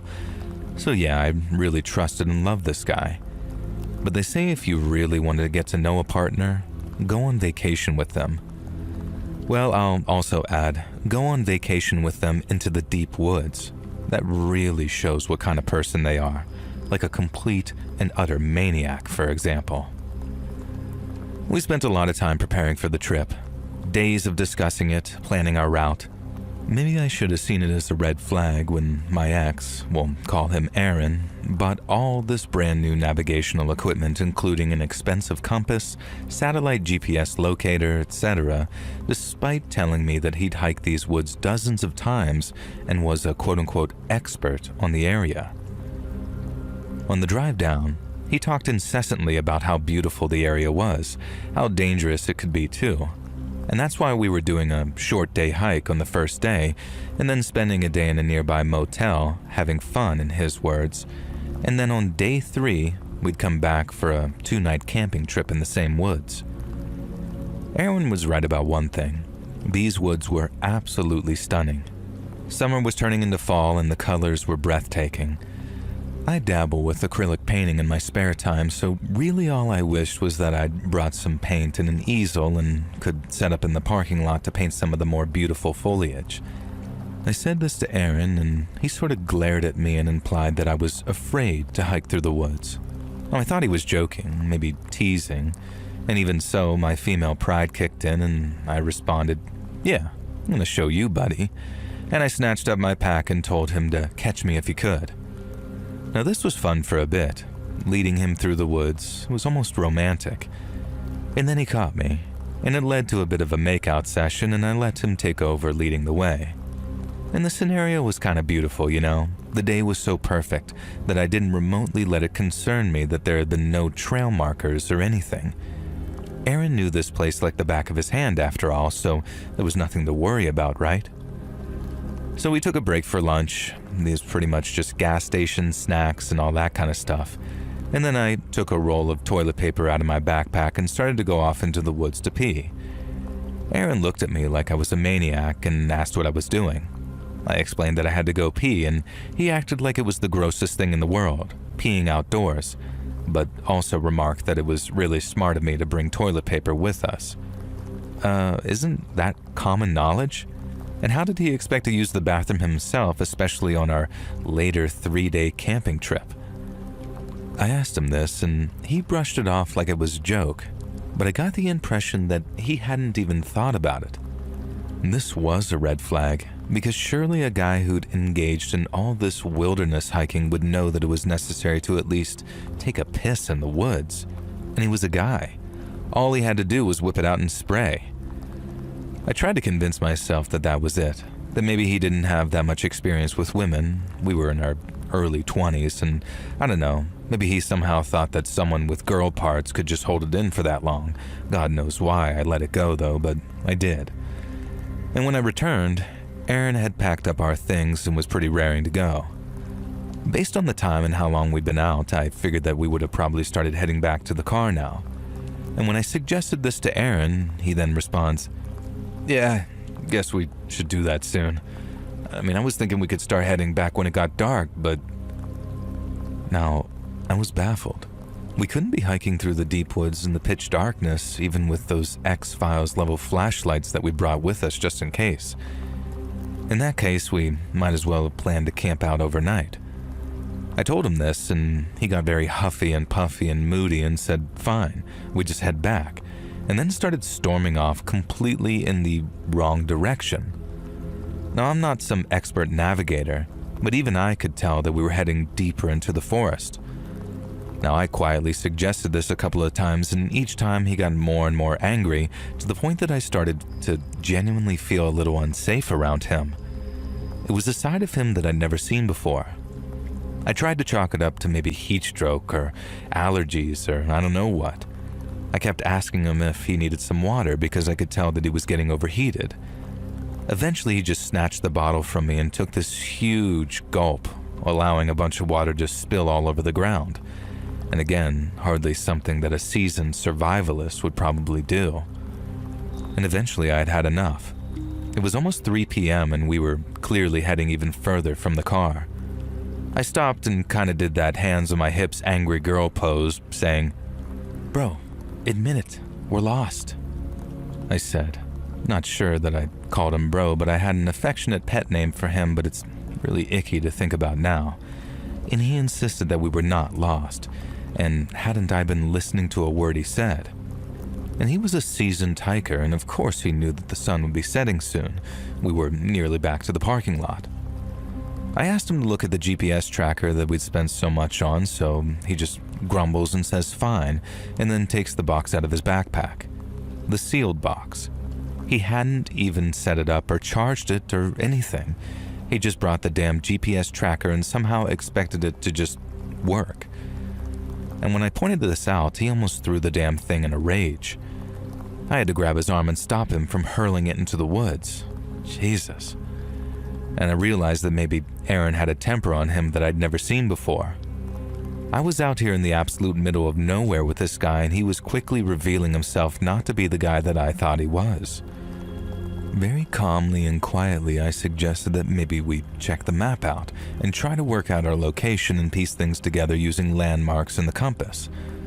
I really wasn't being accusatory or belittling at all. But of course, little did I know just how much this was all insulting his pride, so I did not expect him to react the way in which he did. Aaron began screaming at me, calling me terrible things, all types of derogatory insults about how stupid and demanding and ridiculous I was being. And then finally he ended the rant by calling me an ungrateful C-word, which, wow, I've never been called that by someone who wasn't some catcaller or a stranger in my life. And even then I was prepared to forgive him if he immediately apologized. But no, he said if I knew best, that it would be better for me to find my own way back, and he'd wait for me in the car. Because obviously in his mind there was no chance that I'd get back before him. And then he storms off into the forest, in clearly the wrong direction, while screaming one final F you over his shoulder to me. Up until that point, I'd still been considering reminding him that I had the keys to the car. But at that point, I said nah, screw him. I took a few minutes to gather myself, had a little bit of a cry and ate a granola bar, and then I put myself together and headed in the direction that I was certain that we'd come from. I walked for about half an hour, recognizing landmarks and even a twig that I'd snapped from earlier. I felt like I was doing pretty well, feeling confident and almost smug about the situation.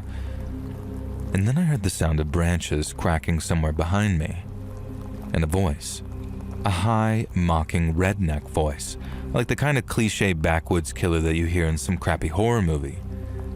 "You done effed up, girlie. You done come into our part of the woods." Something like that anyway. And I didn't even wait. I just began to run. Now stupidly, my first thought was that I'd hoped Aaron was safe and that whoever this was hadn't got to him first. I had to be careful though, not to head off the beaten track and still make sure that I was going in the right direction. Now I could hear this unseen hillbilly pursuing me.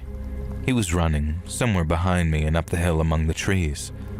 Occasionally he'd hoot out some kind of threat like, "I'm gonna skin your pretty little butt," or "that chest is looking real good mounted on a cabin wall."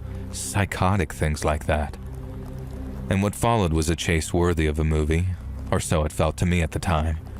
I was darting this way and that way through the trees, occasionally hearing this pursuer. Now in my head, I was picturing him as some kind of mix between Jason Voorhees and The Undertaker from WWE, even though he had a kind of high-pitched nasally voice, more like that one guy from Texas Chainsaw Massacre, a movie that I'd actually watched with Aaron just a week or so before this, stupidly. Now I found a hollowed-out tree stump and ducked into it, deciding to listen for this murderous hillbilly. I could hear him, but he seemed pretty far away now, and he was yelling something about inserting something that I don't want to repeat into my mouth. I started to feel throw-up rise in my throat, imagining this filthy inbred monster doing all this awful stuff to me. I decided to use stealth from here on in. He was yelling about how he could see me, but from the positioning of his voice, I was pretty sure that wasn't true. I snuck through the trees, as silently as I could, and he was being pretty silent too. And then, creeping through the undergrowth, I saw a figure with its back to me, peeking from behind a tree. I almost called out and ran over there, but then the figure called out, "Where are you, little piggy? Piggy, pig, pig, I'm gonna put you on my spit roast." The voice had definitely come from the man peering around the tree, only the man was no redneck hillbilly monster. It was freaking Aaron. And then suddenly it dawned on me. Aaron acted all macho, but he'd later been a theater kid in college. One of his buddies had told me, and this absolute lunatic had been following me through the woods, trying to put the fear of God into me by play acting as some murderous hillbilly. The problem I still had, though, was that I had no idea how fake the murderous part was. I had 3 choices: sneak past him, confront him angrily, or treat him like a potential murderer and, I don't know, knock him out with a rock or something. I decided to go for a 4th option. I found a small rock on the ground and threw it as far as I could in the direction that Aaron was looking, and this dumbass fell for it like some crappy video game NPC. He started off in the direction of the sound, and I ran an almost crouch-walking way away from the location. Now, 10 minutes later, I spotted a huge, gnarled tree that I recognized from the beginning of our hike, because I'd so desperately wanted to paint. Another 5 minutes, and thank the Lord, I was back to the parking lot. I got into my car, and genuinely, honestly considered just driving off and leaving him there. But I figured the chances of the dumbass getting himself killed were pretty high, and I didn't want his death on my conscience. Plus, I wanted to find out whether he'd own up to it. I kept a small licensed revolver in my glove compartment that Aaron didn't know about. I stashed it on my lap under my purse and then hammered on the horn repeatedly, trying to guide him to the car. 10 minutes later, Aaron comes out of the trees looking embarrassed but still a little smug. And when he got into the car, I quickly started the engine and began to drive off. He didn't really say much, but when we were on the road, I eventually told him that the most terrifying thing had just happened to me and that some cannibal redneck killer had stalked me through the woods. And I told him that I genuinely thought that I was going to die. "Do you sound a bit like this?" he asked, putting that voice on. Now I pretended to be shocked, like, "You heard him too?" And then Aaron began hooting and hollering with laughter, saying, No, it was him the whole time.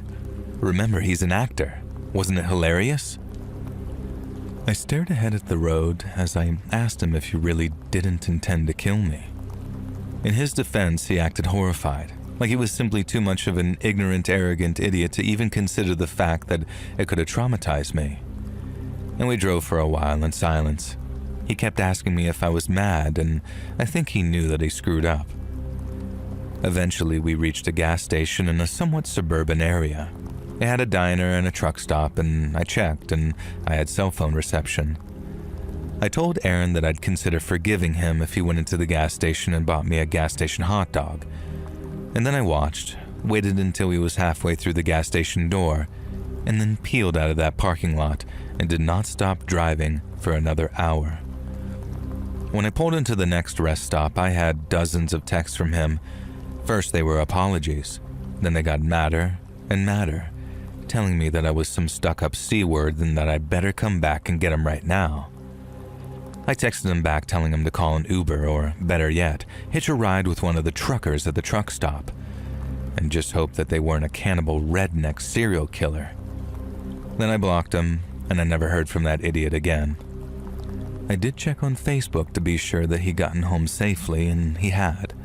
Hilariously, the post that I saw was actually kind of contrite, about how he'd done a terrible thing to a person that he loved and blah blah blah. Somehow most of the comments seemed to assume that he'd done something a lot worse, and a whole argument had broken out about him being a POS. I almost cracked then and posted to answer their burning questions of what he'd done, but I decided to let sleeping dogs lie.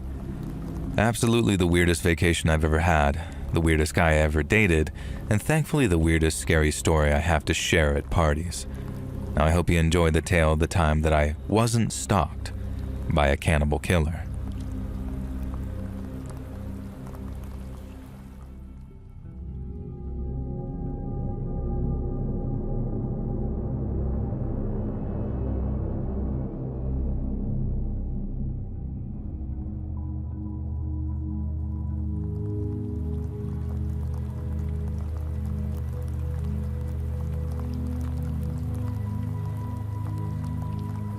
I used to work as a bartender here in Toronto, at a couple of different spots too, but my favorite was the wine bar that was within walking distance of my apartment. It was a 30 to 40 minute walk, so I used that term walking distance pretty loosely, but my route was from Queen Street West to High Park North, some of the safer areas of the city, so before the night in question at least, I'd never run into any trouble on the way home.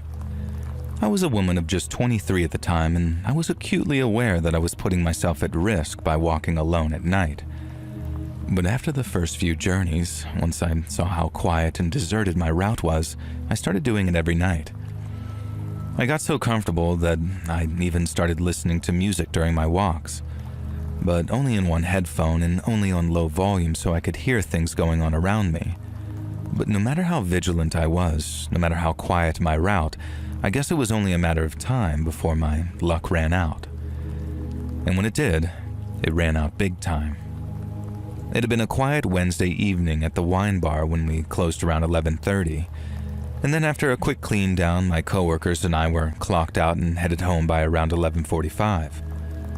We said our goodbyes, and then I headed off on my usual route, which at first took me through a bunch of quiet back streets before I turned onto a long, tree-lined avenue. High Park was on the left of me, buildings were to the right, with hardly any traffic at all driving up and down the roads. As I was walking, a rare vehicle passed me before turning onto the street ahead of me. I noticed in passing that it was a white van and paid just enough attention to recognize when it drove around a second time, taking the exact same turn. I thought, this van's just driving around in circles, so I wasn't surprised when I saw it coming around the block again. But instead of passing me, it slowed to a crawl at the curb and I heard the driver calling out to me. I took out my one earphone and I saw this tubby-looking guy with sandy brown hair sitting in the driver's seat, and then when we made eye contact, he asked if I was from around here. I didn't walk over to his window right away, I just told him sure, and then he responds, "Oh, thank God. Last couple were all tourists." Before he asked if I knew where this particular street was. I did know where it was, and I actually understood why he had trouble finding it too, because it was one of those awkward side streets with crappy signage that's tough to find unless you know it's there. And I started trying to explain where it was, but I quickly realized that I was explaining things poorly, so when he held up a map and asked if I minded showing him because he'd only forget what I told him, I didn't think twice. I guess this is the part where I explained something about the driver, something that had me lowering my guard in a way that I wouldn't have otherwise. If this had been some creepy-looking a-hole, staring at me from his driver's seat, sort of saying, "Hey girl, you got a man," then there's no way in hell that I'd walk over like I did. But this guy with the sandy brown hair and blue polo seemed a little, I don't know how to put this other than slow. He had this kind of childlike innocence about him, like he was too dumb to be bad, and when he mentioned something about helping his mom move into a new apartment, I guess I got this harmless vibe from him. But that was the point, because if I was the fish, then he was the lure, and I fell for it hook, line, and sinker, as they say.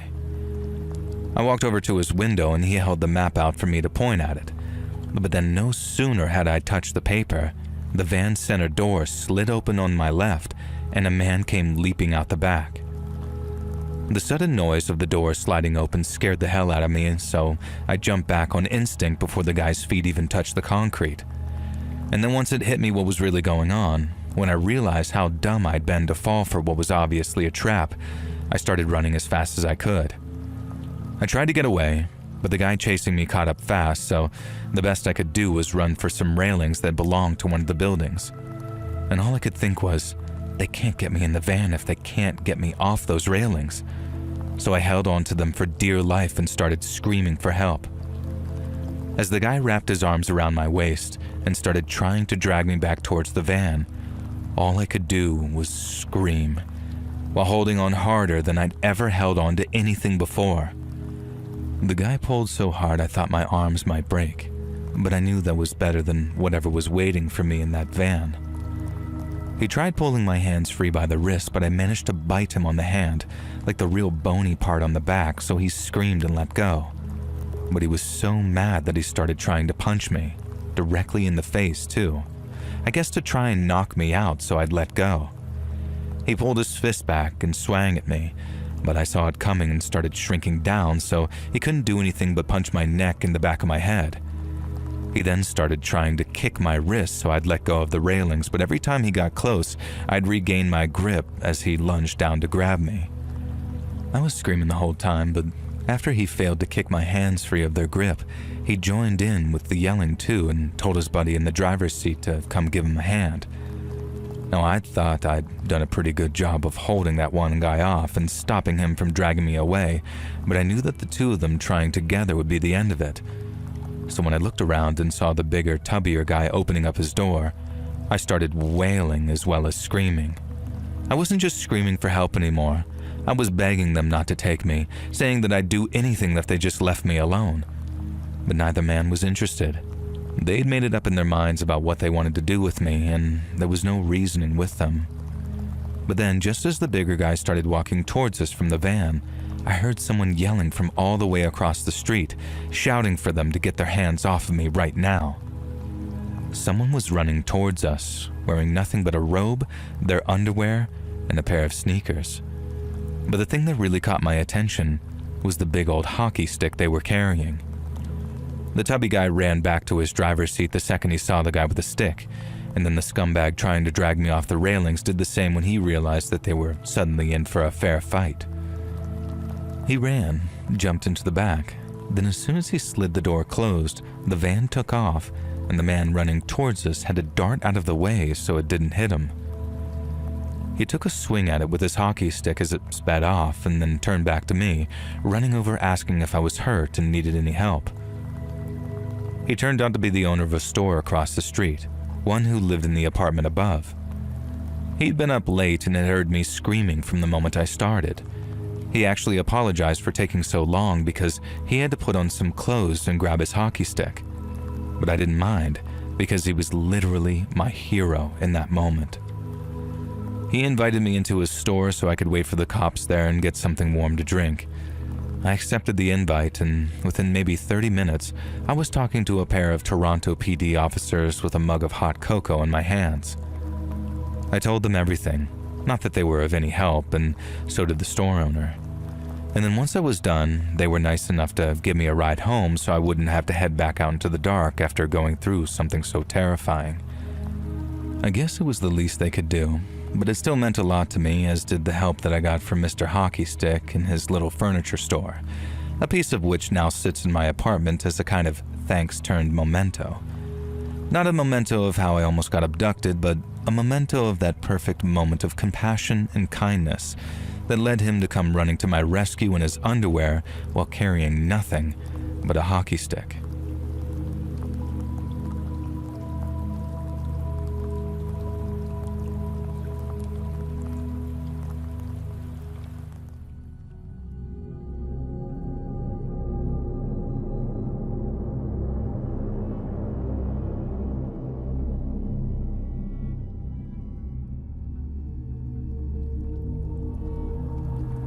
This happened to me last year. I was taking a flight from Atlanta to Tokyo to visit my partner who was working over there. I get kind of nervous about flying, and the prospect of a 15-hour flight was not one I was looking forward to. I did everything I could in advance to ease the panic. I watched stress management YouTube videos, I listened to a relaxing audiobook at the departure gate, and I treated myself with an upgrade to business class. Maybe if I could avoid screaming babies and had a bit more legroom, things could be less stressful. Eventually, just before boarding, I decided that it was all too much and dropped a diazepam. I made my way onto the plane as one of the first aboard, stowed my bag in the overhead compartment, and settled into my window seat and promptly fell asleep.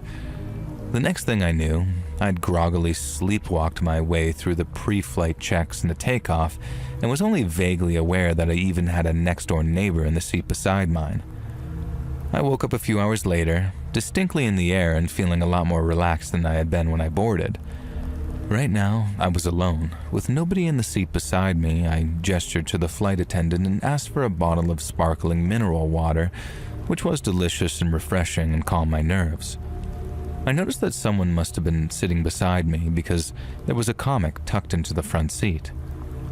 I relaxed back in my seat for a few minutes when a shadow started to loom over me. With a heavy plop, my neighbor landed in his seat, almost causing my sparkling mineral water to spill. I turned to look at them and realized that they were already leaning in, looking at me, very closely in fact. They had a big ginger beard, bleach blonde spiky hair, eyeliner, a septum ring, various other piercings, and one of those flesh tunnels in their ears, and these very wide pupils. "I'm Declan," they slurred. And they thrust their hand into my lap, I guess for me to just shake it, and I managed to do so and then introduce myself. And I don't mean to be rude, but they absolutely reeked. I guess because they just come back from the bathroom, but good God, it was not nice in close quarters. Declan told me that they were non-binary and used he, him, and they, them pronouns. They went on to explain that they worked as some kind of MMA promoter and also a playwright, and then talked at me non-stop for almost an hour.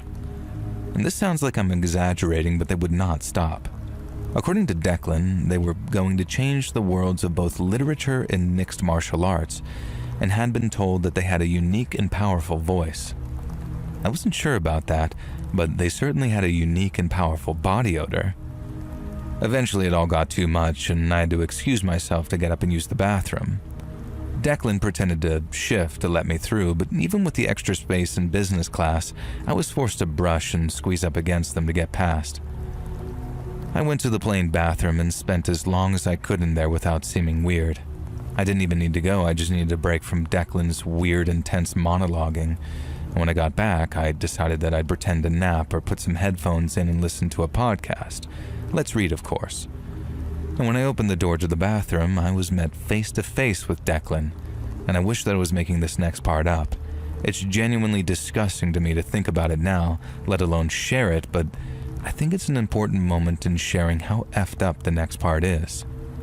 As I tried to step out of the bathroom, Declan just looked around me, leaning forward, and then took a deliberate and very pointed nasal inhale as if to get a deep whiff of the bathroom after I'd used it.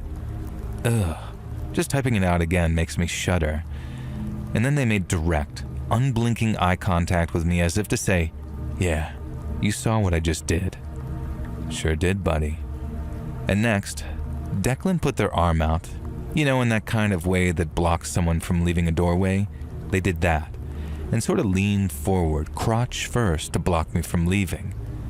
And then Declan raised their eyebrows and suggested that I join the Mile High Club with them. Not asked, suggested. And then before I could even answer, they began gently but firmly stepping forward as if to make me back up into the bathroom. Now I'm like, no way, buddy, absolutely not in any universe. Then, my jaw hit the freaking floor when Declan asked if the reason that I wouldn't have intercourse with them in the airplane bathroom was because I had a problem with non-binary people. I was absolutely floored. Surely they had to be joking. But no, Declan was serious. They adopted a severe frown and genuinely started lecturing me on gender norms and innate bigotry. And I couldn't even react. It was like something out of a Twitter user's fever dream, but it was real, and it was happening to me. Declan asked if I thought that maybe I was rejecting their offer because I had innate prejudice. I held my finger up with my engagement ring on it and said no. It's because my future wife wouldn't approve of me joining the Mile High Club with some random stranger regardless of their gender. Declan's fist sort of bunched against the door frame, and they quietly but firmly punched the wall. It wasn't enough to cause any damage or commotion, but it was enough to send a message of, I am stronger than you and I know it. And I ducked under Declan's arm and made my way back to my seat. On the way, I caught eye contact with one of the flight attendants and tried to give him the universal unspoken facial expression of, "This creep is harassing me."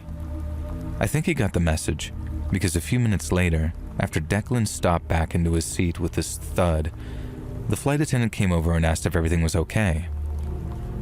I said it was, and requested another sparkling mineral water in around 5 minutes as an excuse to have him come back and check on us. Now Declan was just sort of muttering to himself under their breath.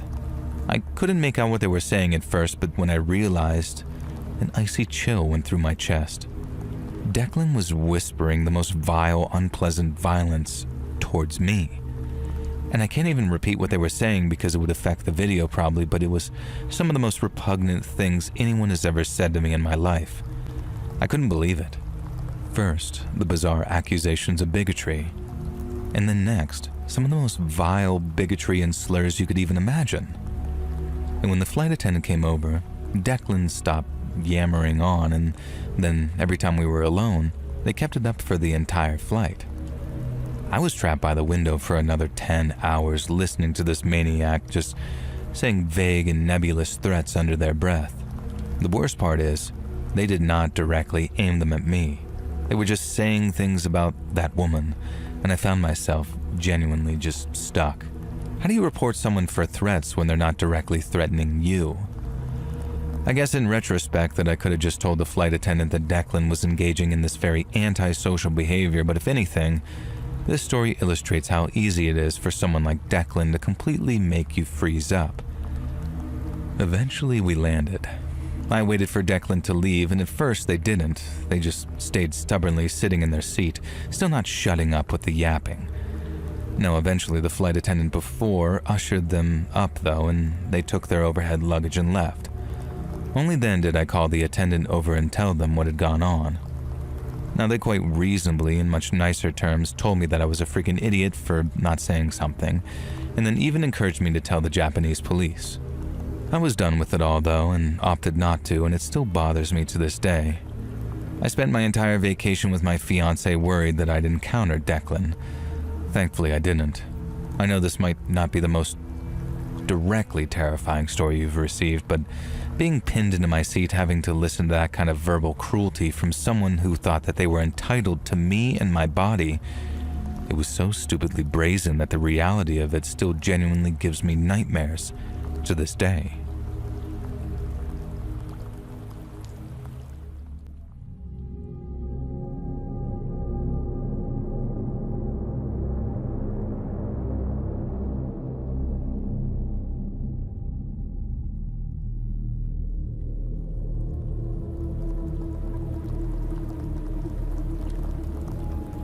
Back when I was still freshly graduated and working my first real job in the city, some coworkers invited me to go for drinks with them on a Friday night.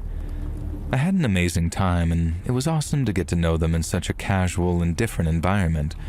And then at around 1 a.m, I decided to call it quits and take a cab home. I walked out of that club, and then I was on my way towards one of the larger streets where I was more likely to see a vacant cab when I realized that I'd lost my purse somehow. I knew the chances of getting it back that night were slim to none, and the best thing to do was just cancel the card and write off any cash in there as a loss.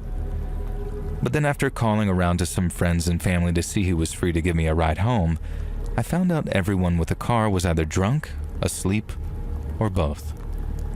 I realized that if I was going to get home that night, I either had to hitch a ride with a total stranger or walk a heck of a long way on my own and in the dark. And since the idea of the first thing scared the ever-living hell out of me, I chose the second thing and started walking. I cannot overstate how glad I was that I chose to wear sneakers that night. I made steady progress away from the busier, more party-oriented areas of downtown and toward the more chill and less populated ones. It was actually kind of cool walking through all those abandoned places. They were usually just teeming with life in the daytime, and now they were very peaceful and empty. But it was also kind of eerie too, and I kept having to push the image out of my head of some creep jumping out at me from the shadows. I was careful where I walked, kept looking around to make sure that no one was following, and tried sticking to well-lit areas too. And then when I finally did see another person, I kind of panicked a little, thinking, oh God, please let them be cool. But my mini panic stopped right as I looked closer and saw it wasn't some creeper in a hoodie intent on stalking me all the way home. It was another girl, similarly aged and similarly dressed too. She was walking on the other side of the street as I turned a corner, and we were both walking in the same direction too. So when I looked over and we made eye contact, she asked if I wanted to walk together with her. And she acted super extroverted and friendly, and I knew two girls walking together was way safer than just one walking alone, so I figured, what the heck, why not? And she crossed the street to introduce herself. She told me her name was Kim, and that she may or may not have accidentally given her cab fare to a bartender who must assumed it was just a tip. We joked about how she'd accidentally earned herself some good karma and that she'd probably get that $20 back somehow in the near future. And then the conversation continued as we carried on our way.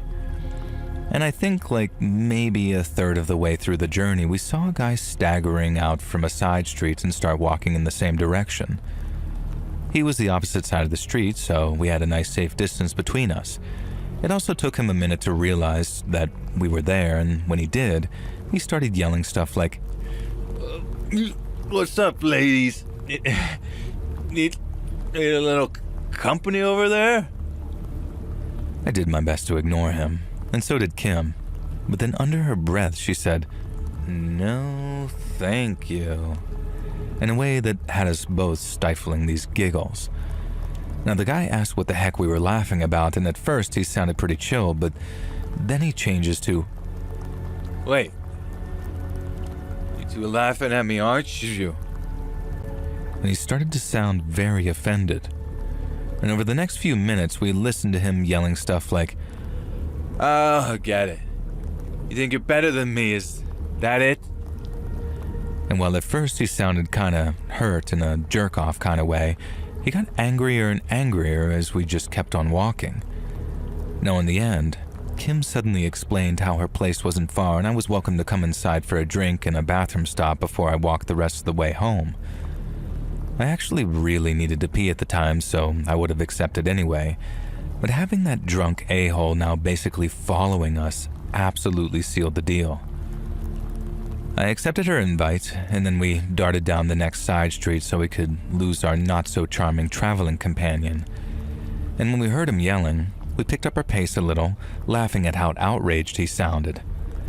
I asked Kim if she thought he'd follow us, and she responds, "Probably, but watch this," before she turned us down another smaller street. We were completely out of sight, leaving the drunk guy yelling aimlessly in the street, and we only had to walk a few more minutes before Kim then says, "We've arrived." It took me by surprise, because we were walking past these super nice houses with gates and courtyards out front. I lived in a crummy apartment, but here was Kim, not too much older than me, and she had this really nice house. I was so taken aback that I kind of froze on the spot and told her that her place was amazing. Kim smiled like that was something she heard a lot. I couldn't help the barrage of questions that came next, but Kim was gracious enough to answer them for me. She said she lived alone and with a pretty hefty discount on the rent because she rented from a family friend. And I'm like, damn, I'm jealous. But in a sort of I'm happy for you kind of way, and Kim just sort of smiled before inviting me inside. The gate wasn't locked, so she just pushed the latch and opened it, and then we stepped into this cute terracotta courtyard with shrubberies on either side of a path. And there was a security light that turned itself on as we got closer to the door. But just before it did, effectively blinding me if I tried looking up, I swore that I saw a curtain twitch on the second floor of the house. Now as we reached the door, I asked Kim if anyone was staying with her, and when she said no, I reached for her arm and stopped her unlocking it. She asked what I was doing. I told her about the twitching curtain and how it made me think that we'd been watched from the second floor. She told me it was probably just the alcohol messing with my eyes and that no one was inside. So I backed up a little ways from the porch and looked up at the windows again. The security light had turned off because nothing was moving on the path, which meant that I wasn't blinded by it when I tried looking up. And when I did, I saw the curtains twitch in a second-floor window again, clear as day, like I'd caught them looking. Now I'm like, for real though, is there someone in your house, Kim? We need to call the cops. But she snapped back saying I needed to chill. Just come inside, relax, have a drink. And she said a bunch of other stuff, but I didn't hear it. All I could hear were the alarm bells blaring in my head on account of the way Kim was acting. I might have been a little drunk, but I'm not stupid, and I slowly began to suspect the unthinkable. Kim wasn't just drunk and overconfident. She knew someone was in that house, and since all that seemed to matter to her was getting me inside, I realized things weren't as they seemed. At first, all I wanted was to call the cops, because better safe than sorry, right? But then once I realized Kim maybe wasn't who she said she was, I just wanted to get the hell out of there. I didn't even say bye or anything. I just turned around and walked back towards the gate. Then the last thing Kim said in character was kind of offended, saying, "You're not leaving, are you?" And then no more than a few steps later, I heard the sound of feet rushing up the path behind me before Kim suddenly grabbed me by the hair. I asked what the hell she was doing, but she was done talking to me, and she was done listening to me too. She didn't try to hit me or anything, she just tried to hold me steady, and then my eardrums felt like they were about to burst when she screamed right up close to me, "Get down here and help me!" I think hearing that sent me into overdrive, and I managed to push her to the ground before pulling my hair out of her grip. I felt that horrible burn as some was torn out from my scalp, and I didn't care though, because I was free to run towards that front gate again. But right as I did, I saw someone standing in the open doorway of the house. Someone huge, and they were there to chase me down. I ran harder and faster than I ever did during high school track, which, without blowing my own trumpet too hard, was pretty damn fast. And I only looked back once I ran through the streets, and the man chasing me was so close that I was going to burst into tears while running at full speed. So all I did was run and run as fast as I could till I saw a highway that had a few cars going back and forth. I ran out into that road and right into the path of an oncoming car, which obviously had to brake once it saw me. The driver was obviously pissed, but when I tried to show him what I was running from, there was no sign of the man who had been chasing me. I remember him stepping out of his car door a little to tell me to get the hell out of the way, and so I did. I staggered back to the sidewalk on shaky legs and then called the cops. Most of the walk back to my apartment was spent on the phone with the cops as I explained how I just escaped a potential kidnapping, or maybe worse. The dispatcher said that she'd have an officer visiting the house that I described, and then she gave me a case number so I could call back and ask about what they'd found. But I didn't need to, because the very next day I had a detective from the state police call me who asked if he could pay me a visit. He seemed super interested in Kim and seemed disappointed that I hadn't gotten a good look at whoever had been inside the house, which, by the way, turned out to be unfurnished and owned by a realtor who had no idea two individuals had broken in. They were gone by the time the cops showed up, and the only trace of them was a strip of masking tape attached to a wall that the forensics people said was clean. The detective said that while I've gotten very, very lucky, it was my smarts that had saved my ass in terms of figuring out it was a trap. But to me, it wasn't any of that. I got away that night because those sick freaks were too impatient, and Kim was too crappy of an actress to silence those alarm bells in my head. They might have been smart enough to get away with trying whatever they had in mind, but I swear, make them just a little bit smarter, and I'm not sure that I'd be around to be writing this right now.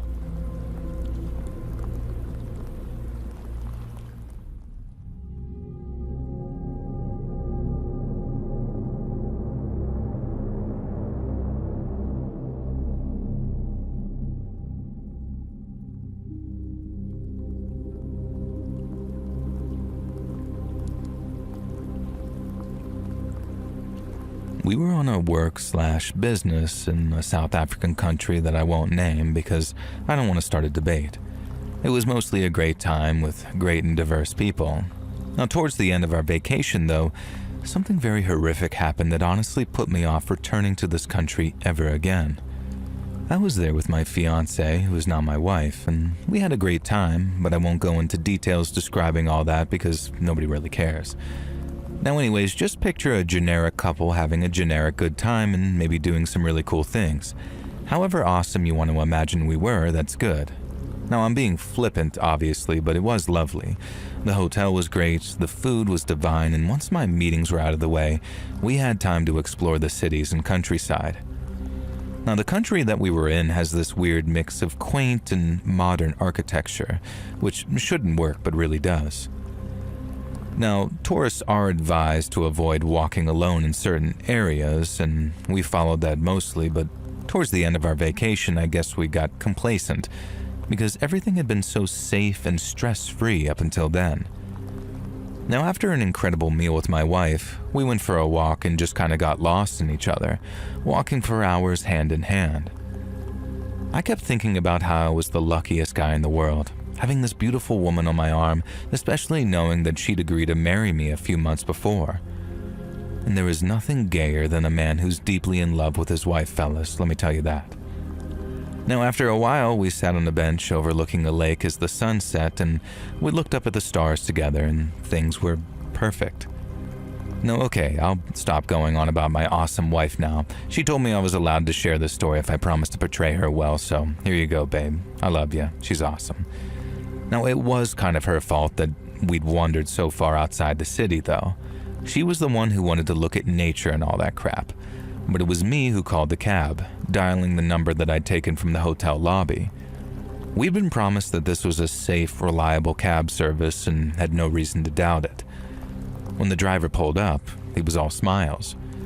We checked his ID, his registration. We confirmed that he was actually the driver listed on the cab company's website, all the steps that you're supposed to take. Now we gave him the address of the hotel and he entered it into his GPS. The driver engaged us in this very cheerful conversation, albeit in very broken English, as we began driving. I was sitting in the back with my wife. Looking out the window, it surprised me to realize just how far we'd walked. We were completely in the middle of nowhere, full countryside with no buildings in obvious sight. The cab's headlights and the moon lit the fields as we drove past them. And that's why I didn't really notice when the other vehicle fell into line behind us. After a few minutes, I caught sight of shadows in the driver's rearview mirror and leaned behind to look over my shoulder. I whispered to my wife that a van was following us and it didn't have its headlights on. She called out to the driver and seemed to do a better job of communicating with him than I had. And the driver glanced into his rearview mirror and then gave us this big, beaming smile and told us it was nothing to worry about. I said it was pretty unusual for anyone to be driving at night with no headlights. The driver said it was fine. Some people on these roads didn't want to be noticed, and it was better not to keep looking at them. If they didn't want to be noticed, I said, then why were they tailgating us and getting lit up by our rear lights? And the driver just laughed and kept on driving. Now, a few minutes later, the van behind us flashed its headlights and hit its indicator in a very clear gesture for us to pull over. The driver glanced at me with these very wide eyes and said that we had to stop. My wife, bless her, told him that if he valued his life, then there was no way on God's green earth that he should stop, and in fact, he needed to slam down on the pedal and floor it the heck out of here. The driver wasn't cooperating, though. He pulled over to the side of the road and the van followed. Now we sat there, pinned in the van's headlights as the driver got out and walked behind. We heard a bit of shouting and then footsteps crunching up to the door on my wife's side. My heart sank with dismay as I saw the driver, hands behind his head, being held now at gunpoint by another man in a mask. A second masked man tapped on the window with the barrel of his gun. My wife shrieks, flinching away, but the man gestured for us to get out. So we did. A third masked man slammed me against the side of the car and began patting me down. He proceeds to take my wallet, cell phone, and pretty much everything. My wife thankfully didn't have to deal with the pat-down treatment, but the guy took her purse and tossed it to the second gunman. Meanwhile, the first guy had secured our cab driver's wrist with what seemed to be this plastic tie and was guiding him to the back of their van. I looked and saw the gunman ushering the driver into the back and then slamming the door. The guy returned, and the three men commanded us to strip. Reluctantly, we did, down to our underwear. The men seemed to find this hilarious and began to insist that we remove our underwear too. Now, not wanting to seem weak in front of them, I dropped my boxers and just stood there, bare-ass and defiant, looking at them. My wife was crying, begging really, and as calmly as I could, I told them to leave her alone. I really thought I was going to have to try wrestling one of the men to get his gun or something if I wanted to protect my wife's dignity, but they just sort of sneered and said whatever, and then one of them said something that I'm sure was derogatory in Afrikaans. The three men snatched up our clothes and shoes. Two of them returned to the van, while the other got into the cab that we'd just been forced out of. Then, without a word, the men drove off, leaving us stranded, naked, and alone in the middle of nowhere. It sounds kind of funny looking back, but it really wasn't at the time, as we walked for almost 2 hours and the African night was a lot colder than the day. My wife jokes now that this was me making an excuse, but I'm genuinely grateful that we didn't get hypothermia.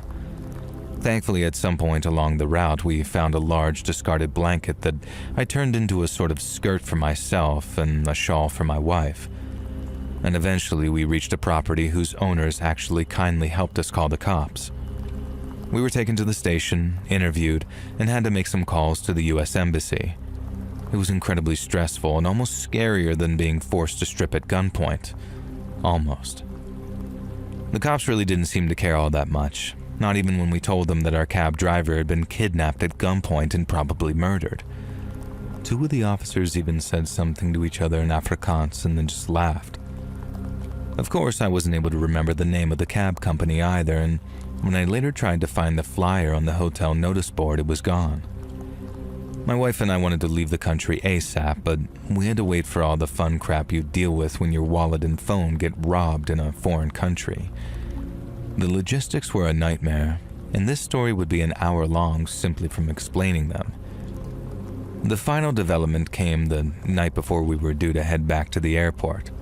Everything had been squared away, and we were extremely grateful for the fact that we'd been savvy enough to limit the things that we'd taken with us overnight, with our passports, most of our bank cards, and even my wife's cell phone all being locked up tightly in our hotel room safe. We had been out at a restaurant very close to the hotel for one final meal, and we were just walking home as the sun set.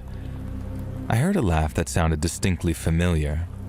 Now, looking through the crowd, I locked eyes with a very grinning, cheerful man. Our cab driver. I was certain of it. He was sitting at a table with the three other guys, and they were clearly celebrating something. Our eyes met, and I saw this look of panic crossing that cab driver's face. And by the time I forced myself through the crowd to confront him, he was gone. His three other buddies were still at the table, though, and they pleaded ignorance when I tried to speak to them in English, which was odd because most people in this country understand and speak some degree of English. They apparently couldn't understand a word that I was saying to them, though, when I asked them about the guy they'd been with. But they did seem to find me very, very funny. And then one of them pointed to my shirt and said, "Nice." I can't be sure, but I am certain that these were the masked gunmen. In some ways, it was a relief to know that our cab driver hadn't been murdered, and the chances are that we wouldn't have been either. I'm sure the guns were probably fake too, but knowing we'd been scammed by 4 crooks looking to make a quick buck off of the dumb tourists, well, that didn't feel much better if I'm being honest with you. On the other hand, at least nobody got shot.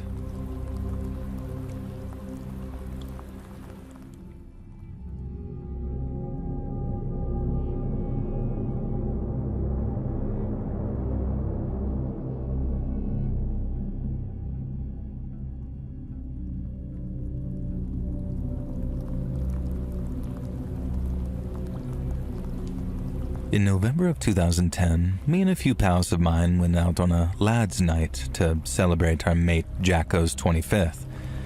We went to a steakhouse before a massive pub crawl, and then ended up in a club till about midnight when I decided to catch the last bus home. I wished the birthday boy a safe trip home, said my goodbyes to everyone else with hugs all around, and then I walked out of the club and started towards the bus station. When I checked the time on the way, I noticed that I was cutting it a bit fine, but I still thought I was going to make it. But then I remember turning a corner and seeing my bus at its stand in the distance, taking on the last passengers in the queue to board. I ran like the clappers trying to catch it, shouting for them to wait. But either the driver thought that I was just some mad pisshead on a tear, or he ignored me so he could stay on schedule. Because before I could even get close, the bus pulled away from the stand and drove off without me. I was absolutely gutted, not just that I'd missed out, but I'd spent so much money on scoff and ale that I couldn't afford a taxi. If the same thing happened today, I'd be able to move some money between accounts using my banking app, or get my girlfriend to send me some and then pay using the contactless on my phone, but back then, that wasn't an option. I also didn't want to dick a driver around by being all, "Look, mate, I might have some cash at home. Will you give me a lift on the off chance I've got enough?" And so, I bit the bullet and decided to just hoof it. After hitting the road, I called my girlfriend and told her what happened. And then after she laughed and said it sounded like I'd had a good time, I asked if she had any cash on her to pay for a cab. She didn't, but when she offered to get dressed and walk to the nearest cash point, I told her not to trouble herself. She asked how long the walk would take me, and when I said about an hour and a half, she said that she'd have some food and a nice hot bath ready for me by the time I got in. I thanked her, told her I loved her, and then said I'd see her soon. Now, the first part of the walk wasn't that bad, actually. I was still quite drunk and in a really good mood after seeing all the lads, so my spirits were high as I got further away from the city center. About 40 minutes in, and still with quite a way to go, I was walking on a straight stretch of road near the women's hospital. I was whistling Don't Stop Believing myself because it had been played at almost every place we went to, when I suddenly felt my phone vibrating in my pocket. I thought it'd be my girlfriend asking, "You okay?" or "How far to go?" And while it was indeed her sending me a text, all it said was help.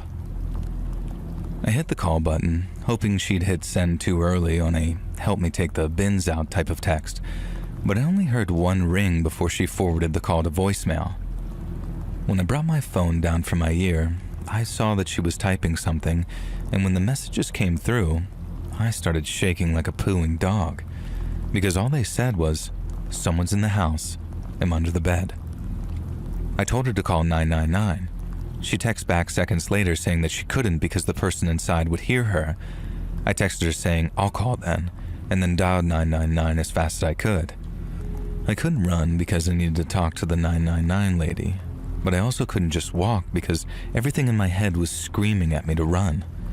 And so I'm talking to this lady and I'm going back and forth between speed walking and jogging while panting down the phone about how my girlfriend needs help. It came out in a big word vomit as well, because obviously the most important thing was telling that lady the address so she could get the police there as fast as possible. And I feel terrible saying this now, but the way that she was talking back to me was so calm that it made me really angry. I remember there was a point where I was shouting, "Please, I'm begging you, someone's in the house with her." But in reply, all she asked me was, "Can you tell me what this person looks like?" In just the most nonchalant voice you can imagine. I lost my temper a bit and shouted, "Course I bloody don't, because I'm not effing there, am I? Just get someone out here, please, I'm literally begging you." But all she said to that in the same deadpan voice was something like, "I understand you're upset, but I've got to ask these questions for officers, okay? They're on their way to your address as we speak." And when I asked how long they'd be, she wouldn't give me an exact time. She just said no more than a couple of minutes because they had a unit in the area. I asked her to promise me that they were going as fast as they could, and then when she did, I thanked her, said I had to go, and then hung up. I stopped to fire off one last text, asking my girlfriend if she was okay, and then started legging it down the road. I kept my phone in my hand, hoping it'd quickly vibrate with her reply, and then the longer it stayed quiet, the more scared I got. I played a lot of football back then, so I was pretty fit, but all that beer and sambuca in my stomach, I tried fighting it because I couldn't afford to stop, so when it came, the first round of vomit streamed down the front of my nice white shirt. I spat the rest out and kept on running, but once I'd started, I couldn't stop, and a sudden stomach spasm had me slowing to stop before I lurched over and puked again. I knew I had to get it all out, so I made sure to heave until my stomach felt empty, and once it did, I picked myself up and got ready to run again. But then I suddenly saw a light shining out to me in the distance. And at the time, it felt like it was light shining down from heaven. It was the light on top of a hackney cab saying it was vacant and on for a job, and when I saw it, an idea struck me. I could flag it down, explain the situation, and then swear on my mother's life that I'd get him the fare that I owe him if he just got me home to my girlfriend. At the time, I couldn't imagine anyone kicking me out of their cab after hearing that, so as the light got closer, I started jumping up and down and waving my arms till I saw his turn signal start flashing. The driver pulls his cab over and I noticed that he had his passenger window open, so I'm thinking, explain to him there, then jump into the back when I get the go-ahead. But I'll never forget the look on his face when he saw me up close. He looked well and truly disgusted, and then I remembered how I was absolutely drenched in my own sick. And he thought that I was just some lone pisshead having puked all over myself, and while I suppose that was technically the truth, it obviously wasn't the whole story. Now I'm screaming, no, wait. And as he drove off and then he sped off into the distance, all I wanted to do was scream at the top of my lungs. I didn't.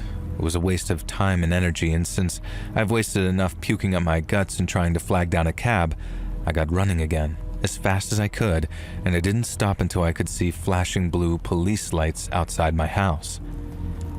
It was a relief to know that they were actually on their way like the 999 operator said, but I still don't know if my girlfriend was actually okay or not. And since she hadn't replied to the "you okay" text that I sent before I started running, I had this terrible feeling that she wasn't. I ran up to my door and unlocked it. Then, as soon as it was open, I started calling out my girlfriend's name at the top of my lungs as I ran for the stairs. But I hadn't even touched the bottom step before a policeman appeared from the living room and said, "It's all right, mate. She's in here. Everything's fine." He said, "Everything's fine," but he meant nobody's hurt, because my girlfriend was anything but fine when I saw her. The police had only been there a few minutes, so she was still in these floods of tears from all the fear, but also the relief of those two policemen having arrived when they did. She ran up and tried to give me this big hug when I walked into our living room, but then we had this really quite surreal moment of her stopping dead when she saw the state of me. She had tears in her eyes, snot coming out of her nose, and she pointed at my shirt and asked, "Is that puke?" I explained I vomited on myself when I'd been running home to help her and then got her crying again. She later said it was because she realized how helpless I must have felt, and she was exactly right. I've never felt so powerless in my entire life. After changing my shirt and giving myself a little baby wipe bath, I went back downstairs and made a cup of tea for me and my girlfriend. She hadn't fully explained to the police how everything had happened yet, because the first thing they did when they got there was search the house to make sure it was safe, and that meant that I got to be there when she told them the full story. Not long after I called her to tell her that I was going to be late, my girlfriend was in the kitchen making us a bit of food when she suddenly heard a noise coming from the window in her back pantry. It was only quite a soft sound, so she thought that it might have been one of the stray cats she loved to feed, having smelled bacon on the grill. But when she walked into the back, she saw that it wasn't a cat climbing through the window. It was a man, and he was squeezing himself through. She said he was already head and shoulders through when she found him, and while he was wearing a ski mask type thing so she could only see his eyes, she said they practically lit up when he saw her. She thought that he might slither back out and run off once she caught him, but seeing her only seemed to make him even more determined to squeeze his way through, and that's when she ran upstairs to hide under the bed. She said that she could hear him from her hiding place, going from room to room, but he wasn't searching for phones or laptops or game consoles. He wasn't interested in any of that. He was interested in her. She told the police about texting me and how she'd remembered something about how deaf people can use a 999 text service. She tried that, but didn't know that you had to register before you could use it, so none of her texts got a reply. Then by the time I texted her asking if she was okay, the man who broke in was so close she was scared he'd hear her thumbs tapping her phone screen if she tried replying, so she stopped altogether. She said that she was so scared she barely even breathed when he walked into our bedroom. She just laid there on her front, hand over her mouth, watching his black trainers stepping around our carpet very softly, like he was trying to creep up on wherever she was hiding. She said that gave her hope at first, how she saw that as a sign he didn't know where she was yet. But after walking around the room a bit, the man stopped dead and stayed still, facing the bed. My girlfriend said that she thought that was it, that he was about to reach under the bed, drag her out kicking and screaming, and then do God knows what to her. But instead, the man started laughing, softly at first, but then it grew into this almost childish giggle. She kept waiting for him to pounce and started planning how she was going to bite him and scratch him, anything to keep him off her. But instead of lunging for her, he walks towards her dresser and then towards the mirror. He stayed at the mirror for a second and my girlfriend thought that he was sort of looking at himself or something. But when they both heard the police sirens, he bolted out of our bedroom, ran down the stairs and escaped out the back door, which is how the police got inside to look for my girlfriend. It was only when she was sure that it was police and not a trick by the man looking for her that she came out of hiding and made herself known. But when she saw something written on our bedroom mirror, she said that she burst into tears. He'd used one of her lipsticks to write 3 little words, "I found you." Like it was some sick game that he was playing for kicks. She said she couldn't give them much of a description because all she'd seen properly were his eyes and his trainers, and even then, she couldn't be sure what color his eyes were, only that his trainers had been black Nikes with a dark red swoosh. The police said that it could actually be really helpful, and she might be surprised how often people get caught because of what shoes they're wearing.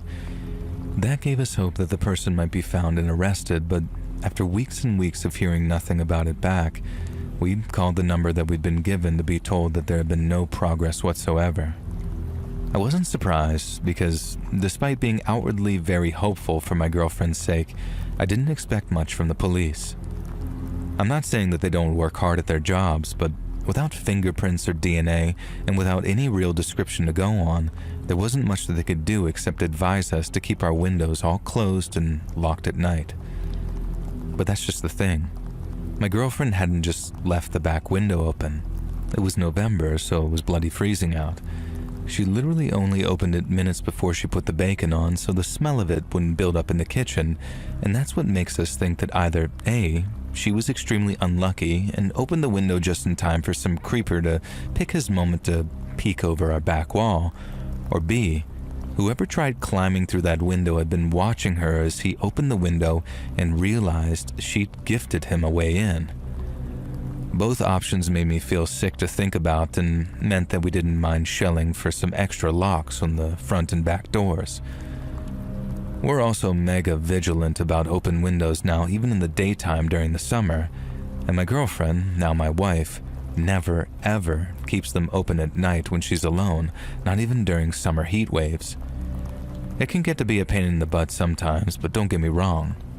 But it's worth it to know that same horrible scenario won't play itself out again, because I'm not sure my nerves could stand another go.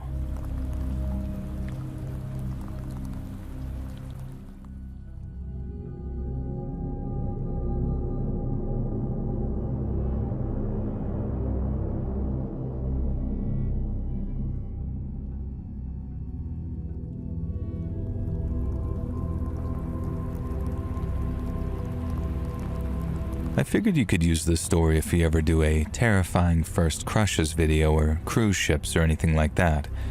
It's the story of the scariest girl I ever met. So, young love. It's a beautiful, thrilling, daring, and usually a load of bullcrap. I was 16 when I had my first crush that felt like something more. 16 and bored out of my skull on a family cruise. I first caught sight of the girl when we were at the muster drill at the very beginning of the cruise. It was hot as balls out, and a lot of the passengers were clearly uncomfortable, probably traveling from landlocked or cooler states. We were setting sail from Port Miami, my home city, so none of this was very exciting or original to me. Others were a mixture of hyped up and heat-stroked, and as a teenage boy in the year 2000, I was completely over it. I looked around for someone who was sick of all of it as well as I was, and that's when I saw her, Sasha. She was an absolute dream girl for an alternative teenage boy like me, dressed all in black despite the baking summer sun, but barely covered up, if you know what I mean. I don't really want to get into it now, in adulthood and everything, but you gotta know that to the 16-year-old me, Sasha was the most alluring, beautiful, mysterious goth metal chick I'd ever seen in my life. This was from the area when people like us were into Nine Inch Nails, Tool, Pantera, maybe Slipknot and Marilyn Manson if we were forced to admit it. So imagine a dream girl who fits that mold, and that was Sasha. Of course, she was really a nightmare, but hey, is that surprising for a girl who I later caught literally growling at a 5-year-old girl? Now anyways, that's when I next saw Sasha. The cruise had departed for the Mediterranean. We'd had an early dinner, and then my parents had sent me and my older sister off to explore, which meant they either wanted to screw, gamble, or drink, which I figured would be their plan for most of the vacation, both on and off the ship. I wandered around until I found a little arcade, with a few token games, some video games, and even a few machines set to free play. A group of younger kids were crowded around a House of the Dead 2 arcade machine playing like crap. The beautiful girl I'd seen earlier was lurking near an ashtray smoking, which gave my dumb self a little thrill, and they were glaring at the kids. Every now and then she'd make a derogatory comment when one of the kids got hit by a zombie, or whatever those things are in House of the Dead 2 that look like tiny Michael Jacksons. Now my sister, Robin, snuck up behind me and hit me for staring at that girl.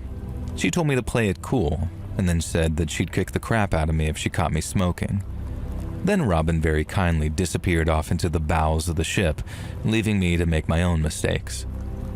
Now, back home, off the ship, I was a shy and awkward kid who kind of skulked around listening to Korn, but I decided that on the ship, I was going to be a confident, cool kid who went around listening to Korn.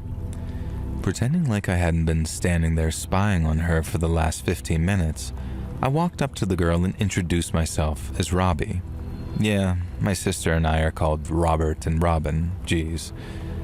That's when I found out that her name was Sasha, and she was a misanthrope and misandrist. And that's actually what she said. Hi, I'm Sasha. I'm a misandrist and a misanthrope. And she explained that this meant that she hated men and then hated all people, and I pretended like I didn't know this and then pretended like I found it really cool and that I agreed. Yeah, men suck, I said, which seemed to make her laugh genuinely, which I took to be a good sign. And Jesus, I was such a cringelord back then.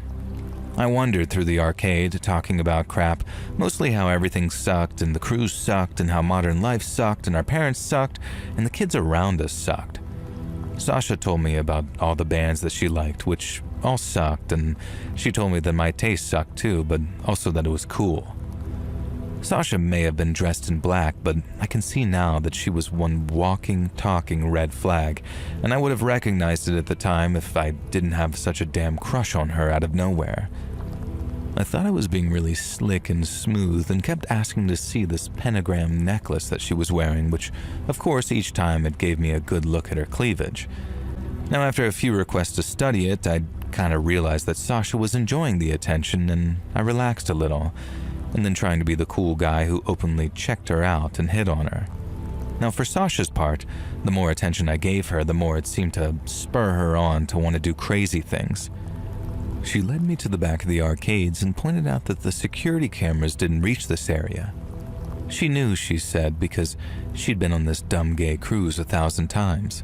There was a digital cornhole machine that could be used to get a bunch of tickets. and Sasha showed me how to use the chain attached to my wallet to crack the plastic around the ticket dispenser and cause a roll of tickets to come out. I hesitated until Sasha got angry at me, saying that I was just like the others. Now, nervously, I looked around, and then suddenly as I could, I broke the machine. A limp strip of about 10 tickets came flopping out, and Sasha took them, got a little sneery, and then immediately threw them into the trash. Now next, Sasha took me on a walk through the main atrium. She told me to stand on one side of the big central staircase and watch her as she walked through the crowd. I had no idea why, but I didn't mind having an excuse to stare at her, so I did. I got to admit, she was a master. She walked through the crowd, gently knocking into people here and there, and then being all sweetness and smiles when she apologized. At one point, I saw her gesturing to her leg and implying that she had some sort of disability, and an old woman even kissed her on the forehead, which made me laugh as Sasha's face turned to hidden horror. Eventually, Sasha reached me and dragged me out of the atrium. She found a secluded spot under the stairs in a staff-only area of the ship, which gave me a little thrill again. And there, she pulled a bunch of wallets and purses out of her jacket. She must have stolen at least 4 or 5, as well as a wristwatch and a bracelet. I was kind of amazed, but then horrified. I tried arguing with her that we'd get in serious trouble if she kept this stuff, and that's when she first started showing her true crazy. She leaned into me and whispered that if I told anyone, she would not only blame me, but also claim that I'd done terrible and unspeakable things to her to shut her up. Now, looking into her eyes, I genuinely believed her. And then she smiled at me and said something along the lines of, well, this wouldn't happen because of course I'd keep my mouth shut. And then she removed all the paper money from the purses and wallets and then threw everyone's cards and belongings down a garbage chute. I was horrified, but didn't feel like I could really say anything at that point. Somehow over the next few days, I kept finding myself hanging out with this Sasha, even though the novelty was starting to wear off. This was the point in my life where I discovered that I didn't care how hot someone was if they were an awful person. The problem now was that Sasha was kind of bullying me into spending time with her because I'd been present for some of her crimes, and I was too socially awkward and lacking in confidence to consider just saying, "Hey, I didn't do this. The girl did." For example, a couple of days after the pickpocketing, Sasha made me accompany her to one of the play areas for young children. There, she found a girl playing by herself and kept telling her about how someone had fallen overboard and died, and that she'd heard it was the girl's mother. The girl, for her part, didn't believe Sasha at first, but Sasha wouldn't relent. She described some genuinely very violent and unpleasant scenarios about the girl's mother being eaten by sharks, or dragged under by an octopus, or decimated by the ship's propellers. In the end, it got too much for the girl, who ran off crying, much to Sasha's amusement. And she bullied a few other little kids too, which just felt sick and tasteless to me. Now, another time, she tried to force me to break into a vending machine, again in the crew quarters. She laughed and said that some loser on the crew would take the blame, so why should we care? At this point, it became obvious that Sasha was just trying to be deliberately cruel and unpleasant. I couldn't decide if she was trying to impress me or make me hate her, and looking back with adult insight, I think it was a little bit of both. Kind of sad, really, but at the same time, all I wanted was to be rid of her. I refused to vandalize the vending machine and stormed off to the sound of her trying to pry the keypad off of the front. Somehow, Sasha found me later in the water park of all places. I was sure that she wouldn't be seen dead there, but she showed up in a black bikini with a slur written on the crotch. And I could tell that she was trying to win me back over, and I had to fight all my teenage hormones not to let her succeed. When she reached into her bikini top and somehow removed a box of push pins, my heart sank. You see, the plan, she said, was to toss these down the water slide and see what happened. I said that there was no way I was going along with this, and there were little kids playing here, and also my sister was swimming with some friends. This was the first time that I mentioned my sister, and Sasha's eyes turned murderous. She demanded that I point my sister out to her, and then started asking me super weird questions, like if I thought my sister was cooler than her or smarter than her and then eventually prettier than her. And I'm like, gross, dude, I don't think about my sister in that way. But Sasha didn't seem to care. She was clearly furiously jealous of my sister for even existing, and this made her more determined to toss those pins down the water slide. I could only see one solution. I grabbed the box of those things from Sasha and then just tossed them over the side of the ship. The water park was on the one deck, so it wasn't difficult to send that box of pins falling hundreds of feet into the ocean below. Nobody even noticed. Now, I expected Sasha to be furious at me, but instead, she just sort of smiled and said that I passed the test and that I was a good person, so maybe I'd finally get my reward. Now, it was pretty clear what she was suggesting from her body language, and I hate the fact that I fell for it like some stupid teenage boy. Sasha told me to meet her back on the same deck after dark. There was a smoking area that some of the passengers came to at night, but it was mostly quiet and we wouldn't be disturbed. And then she leaped into the pool and disappeared into the crowd of people. I ate dinner with my parents and Robin in the fanciest restaurant that night, but I could barely eat anything, feeling a mixture of excitement and mostly nervous sickness about meeting Sasha. I knew she was bad news, and even though she was the hottest girl who'd ever paid attention to me, I knew deep down that it just wasn't worth it. I thought about bringing it up to my parents or Robin, but they'd all seemed to be having such a good time. My sister went off with some friends that she met on the ship, my parents went to an 18-plus cabaret show, and I just resigned myself to go and meet Sasha. Maybe I'd get something out of it, at least. I was walking along a small, shadowy deck leading to the main water park promenade deck when I felt someone grab me. I was slammed up against the railing, which came up to my chest. Sasha at this point was hissing at me, her face this just ball of fury. She was mad, so mad that I'd thrown her pins into the water. And then she started accusing me of being a perv, a creep, all sorts of things. She said that she'd kept some of the credit cards and belongings that she'd stolen from the crew and that she was going to plant them in my sister's cabin. I told her that she had no idea what cabin my sister was in, and Sasha proved me wrong by telling me exactly where Robin was staying and a whole bunch of other stuff about her. Sasha said that she'd ruin my sister's life if I didn't do what she said. I asked her what she wanted, and she told me that I had to climb over the railing and throw myself into the sea. She said I'd be fine and it would be funny, but I had to do it to prove myself to her and protect Robin. Now, I might have been a dumb kid, but even I wasn't dumb enough to think that you could just jump off the side of a 2,000-passenger cruise ship and survive it. There are 100 ways that could kill you. Sure, it could be possible to survive the initial fall, but even then I'd have to trust Sasha to immediately raise the alarm, trust myself not to get sucked under the ship, which would almost certainly happen, and trust the sharks that no doubt circled in the Mediterranean waters not to eat me. It had been a full sea day that day, so we were nowhere even close to land. What Sasha was asking me to do was obviously very, very stupid. I looked at her and just said, no, of course I won't do that. I figured that people don't really just successfully frame other people for random crimes, especially not weird, angry 16-year-old goth girls. I could just tell someone what Sasha was threatening and it would be fine. I guess Sasha knew that her threats were impotent too, because instead she lunges at me, taking me completely by surprise. She was a petite girl, but in that moment, she possessed a wild strength as she tried to push me up and over the damn railing. I don't think there was any chance that she could have managed it, but then she grabbed me in between my legs and began to squeeze hard, telling me to get the hell over the edge and into the effing sea if I knew what was good for me.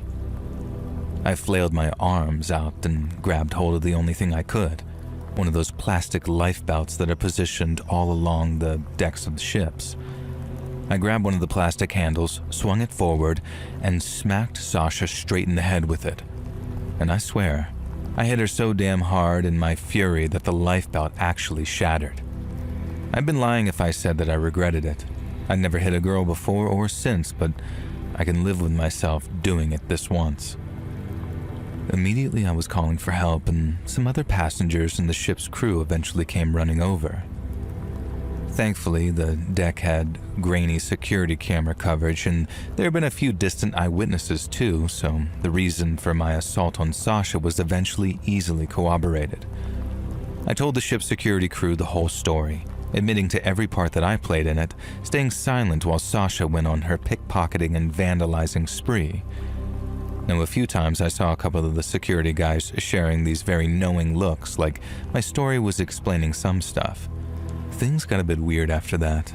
My parents started monitoring Robin and I a little closer, so we didn't have much freedom for the rest of the cruise. Instead, we spent quality family time together on the boat and in various parts. I had no idea what happened to someone if they committed a crime on a cruise ship. My parents and Robin tell the story like I was worried sick about Sasha and the aftermath, and I guess I kinda was. She was a minor and I knew nothing about her. She said that she'd come to the cruise with her people, which I took to mean her family, but I had no real idea. And while we were still on the boat, despite my parents insisting I forget about her and try to enjoy the rest of the vacation, I begged them to see if they could find out what happened to Sasha. It was very odd, and to this day I still have no real answers about what became of her. When Dad spoke to the head of security, and I'm sure a little money changed hands to get this information, he admitted that they hadn't been able to identify who Sasha was actually on board with. She wouldn't provide them with her real name, and there was nobody unaccounted for on the guest list who matched her description. They said that this had to mean that she was the kid of one of the crew members, but if so, then she was on board illegally. And because of this, they had no choice but to keep her locked in the brig for the rest of the voyage.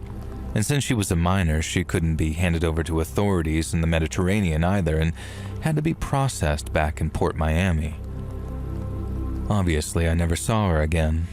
Near the end of the voyage, Dad checked in with the head of security again, and all he could tell us was that there had been no further developments with identifying Sasha. So to this day, the most memorable cruise I ever took was a terrifying one where the girl of my dreams tried to force me overboard and get involved in crimes. I never even got to find out her real name, and it's entirely possible that the girl I spent the first week of my vacation with was a genuine, real-life stowaway.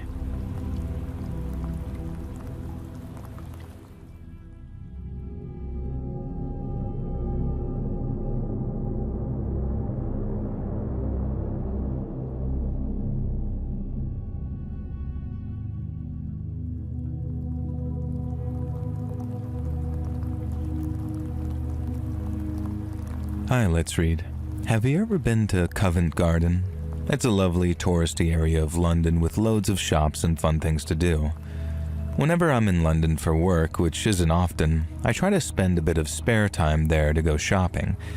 However, every time I'm there, especially if I take the tube from Covent Garden, I'm reminded of something that happened to me over 20 years ago that may have been one of the scariest moments of my life.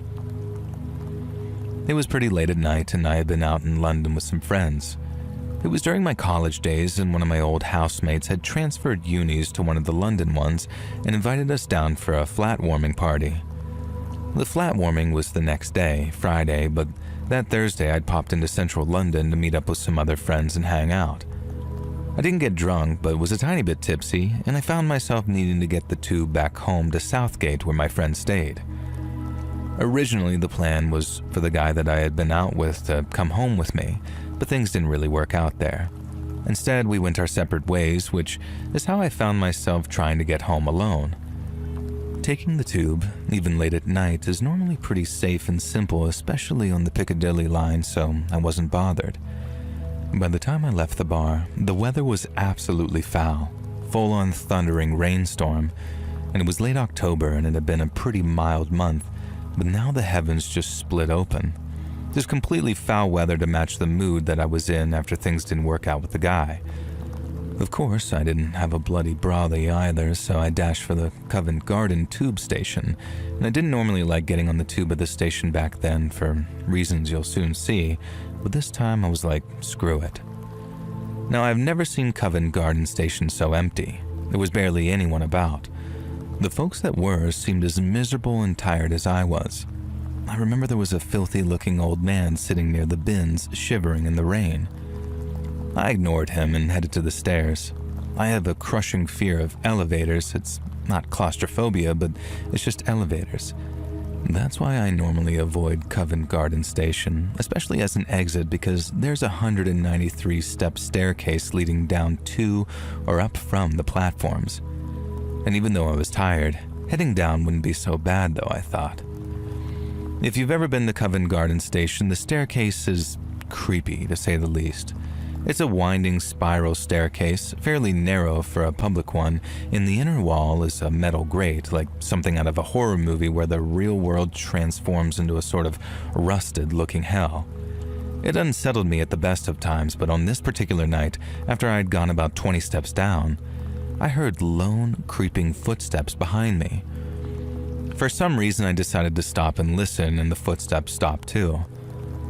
I walked on a bit more, and the footsteps returned, and I was sure that it wasn't just some echo of my own steps.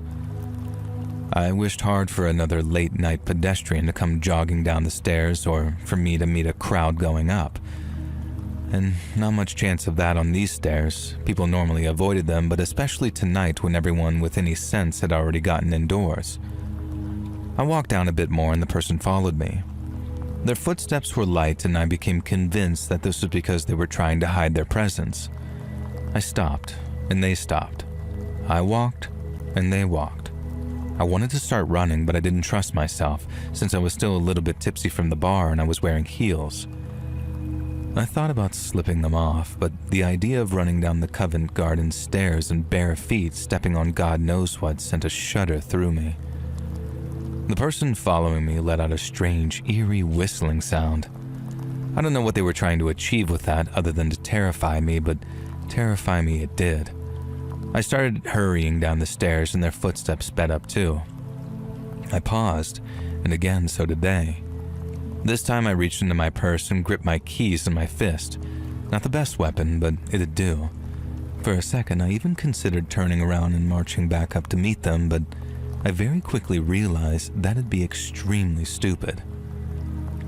Instead, I carried on jog-walking down the stairs. The person was following me at an even pace, and every now and then when I stopped, I'd catch a glimpse of their shadow just lurking around the corner. I knew if I could get down on the station and onto the tube, everything would be fine. With the whistling and the stop-start footsteps, it felt like my stalker was just trying to psych me out. They were toying with me, trying to scare me, but probably didn't intend to do anything physical or serious, right? I had to hope anyway. I figured that if they were going to attack me, then halfway down the secluded stairs of Covent Garden Station would have been the perfect place to do so, but instead they were keeping pace with me. I kept walking. My stalker let out another strange whistle, but now I was getting paranoid that they were actually summoning some other attacker, like calling on a gang or something. I remember that old movie that I'd seen at uni, The Warriors, and the line, "Warriors, come out to play," started echoing in my head. I started whispering it to myself like a mantra or sort of a war cry. I wouldn't be the victim. I was the warrior, and I'd fight anyone who cornered me in this dirty staircase that stank of piss and damp, and there was no way that I was dying here today on the damn underground, and thank God. My feet hit the last step and I could speed up a little, darting through the corridors to the platform. And that's when I heard the footsteps behind me speed up too. No way was I stopping to confront my pursuer now. There was 3 minutes until the next train if it was on time. Surely there'd be someone else on the platform too. It was never completely deserted. Other passengers would have come down here via the elevator. I burst onto the platform to see nobody. God damn it. I let out an actual moan of frustration, and the footsteps were echoing down the corridor behind me. "You okay?" The guy's voice made me jump. He'd been standing on the other side of a vending machine completely out of sight, and I guess when he'd heard me, he'd stepped out. He was a middle-aged guy in a very smart business suit. Totally normal, nondescript-looking guy. He held a briefcase, I remember that, and I found him instantly reassuring. He reminded me of my mom's brother, my uncle. Not wanting to seem weird or creepy, I walked over to him as quickly as I could and explained that I thought that there was someone stalking me down the staircase. The businessman seemed skeptical, obviously. Couldn't have just been another passenger taking the same route? I explained the stop-start footsteps and the odd whistling, and he agreed that that was definitely eerie, but that I was fine now. I could just stick with him. And then he joked that whoever had been following me must have just given up because nobody was coming down the corridor now. Almost exactly as he said it, a figure emerged from around the corner. And you know when you can just tell that someone's behaving suspiciously? This girl was like that. She pretty much crept around the corner, looking for all the world exactly like a stalker who'd just been following someone down the stairs. She was peering about with these wide, frantic eyes of an addict. Her skin was dirty with sweat and acne, her hair plastered to her head with what could have been rain or grease. And she also looked to be no older than me, maybe even younger. If she wasn't homeless, then she was dressed like she could have been. Her clothes were filthy. One detail that always stuck with me all these years later, even when I'm not sure if I've embellished other things in my memory, was the fact that she wore mismatched shoes. One was a dirty trainer that had previously been white at some time. The other was a torn black Converse with neon pink patterns on it, and her footwear stuck with me this whole time. I don't know why. The businessman whispered that it seems like my stalker had finally shown up, and she must have heard him because it caught her attention, and that's when she noticed me and him. I've never seen someone go from acting so suspicious and threatening to being so terrified before. It was like the predator suddenly and immediately became prey. The girl looked at me and then looked at the businessman and genuinely froze on the spot. Then, honest to God, she let out an actual small scream as she looked him in the face. And then my stalker spun on her heel. I finally understood that phrase after this, and fully ran back around the corner and down the corridor. I heard the footsteps of her mismatched shoes slapping against the station floor and the panicked whistling that she let out as she ran. Next thing I knew, the train had pulled up. The businessman invited me to ride with him as far as his stop. I told him I was getting off at Southgate, and he was all, "Hey, me too, and we can ride the whole way together then." And so, grateful to the man for managing to scare away my dangerous stalker, I rode the short journey with him while telling him all about my uni course, my ambitions for the future, and talking about the 2002 World Cup that had just concluded the previous summer of all things. And then he got off at Southgate with me and even escorted me near to my friend's flat, which I thought was very kind of him. Relieved to be safe from my weird stalker, I went into my friend's flat, made a cup of tea, and thought nothing more of it. That is, until I told my friend the whole story shortly after. I was so wrapped up in explaining how my savior had scared the stalker off with a single glance that I hadn't considered the real question. Why the hell had my stalker, the young girl, been so utterly terrified to see the businessman? He'd just been standing there with me. He didn't threaten her or even acknowledge her. Sure, if she'd been planning to rob me, maybe it could have been frustrating to realize that I was now with someone, but this didn't feel like that. She'd come around that corner all furtive and sneaky, and then she'd seen the businessman and literally let out a scream and ran away. Maybe I've let my imagination add in the next bit, but when I think back on it, I'm now convinced that I saw a look of recognition on her face when she saw him. The girl was definitely following me with some kind of ill intent. She stalked me all the way down those stairs and then came creeping onto the platform looking for me. So she was a scary person herself. But what was it about the businessman that would send even someone like that running in fear? I rode home with the guy. He walked me almost to my friend's door, and I didn't get any bad vibes from him, but that doesn't mean anything at all. My stalker clearly did. I'm convinced that she recognized him and maybe even knew him, and he'd previously done something to her that was even more terrifying than whatever she planned to do to me. I have no idea what this is, and maybe I'm totally wrong, but I can't shake the feeling that my savior that night could have been way more dangerous than the person he saved me from. And unless one day I see his much older face on the news, I guess I'll never know.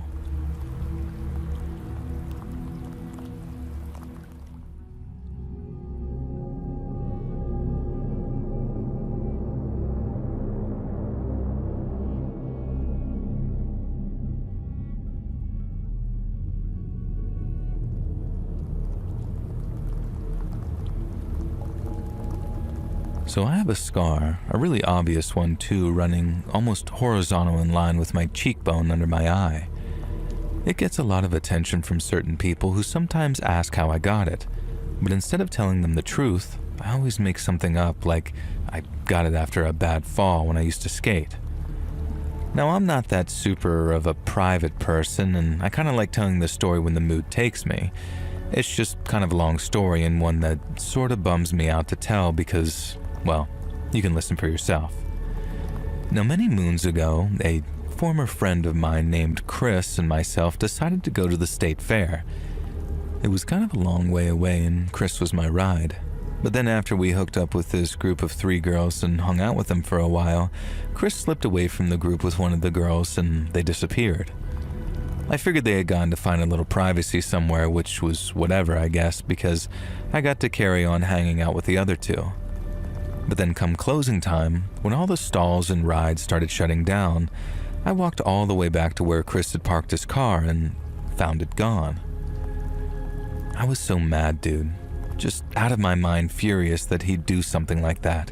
Chris always had these a-hole tendencies when it came to the ladies, but this was on a whole other level. I remember walking around asking people near the cars if they were headed back to Cartersville, but no one was headed my way.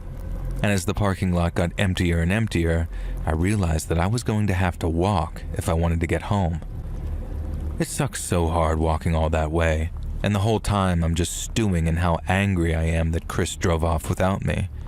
I started hitting populated areas maybe 2.5 hours into the walk, and by then I'd calmed down a little, so I was just looking at all the houses I passed and thinking about how peaceful everything was in the middle of the night. The houses had long driveways, but not long enough that I couldn't see the front of the homes, so as I'm passing one of them, there's just enough light coming from the nearby highway that I can see this big, dark handprint on one of the downstairs windows. It was so stark against the lighter colored curtains that it stopped me dead in my tracks, and I don't know whether or not it was the texture or the way it was smeared, but a voice in my head started asking, "Dude, is that blood?" So instead of just walking off, I hopped the fence, walked up the driveway, and shined my phone light onto the window. The hand-shaped smear was blood red. Something had happened in that house, and if I later found out about it from the news or whatever, I was going to feel like one hell of an asshole knowing that I did nothing about it. I rang the doorbell a few times. Then when I didn't get any answer, and I didn't hear or see any movements or lights coming from inside, I decided to try and head around back to check there. I guess that probably sounds crazy to some people, who wouldn't dream of injecting themselves into a potentially dangerous situation like that, but I've never been the kind of person to just leave things be, and I guess that is what it is. Anyway, I hopped the second fence and then made my way into the backyard to see if I could look through a window or something. Most of the curtains were drawn, all the lights were off, and the back door was locked tight. There were no more bloody handprints, no cries for help from inside, just this dead silence out there. So with all my options pretty much exhausted, I decided to call 911 and see if I could call in a welfare check or whatever. Now I took my phone out, and just as the screen lit up, I heard the sound of a key moving in the back door of the house. I kept my phone ready to call 911, just in case the person unlocking the door was hurt pretty severely.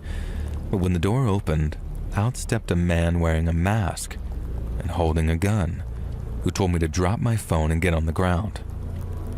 I thought about trying to run, but trying to escape the way that I came in involved closing the distance between us, and if he was serious about using that gun of his, I'd make for a pretty easy shot if I tried to run.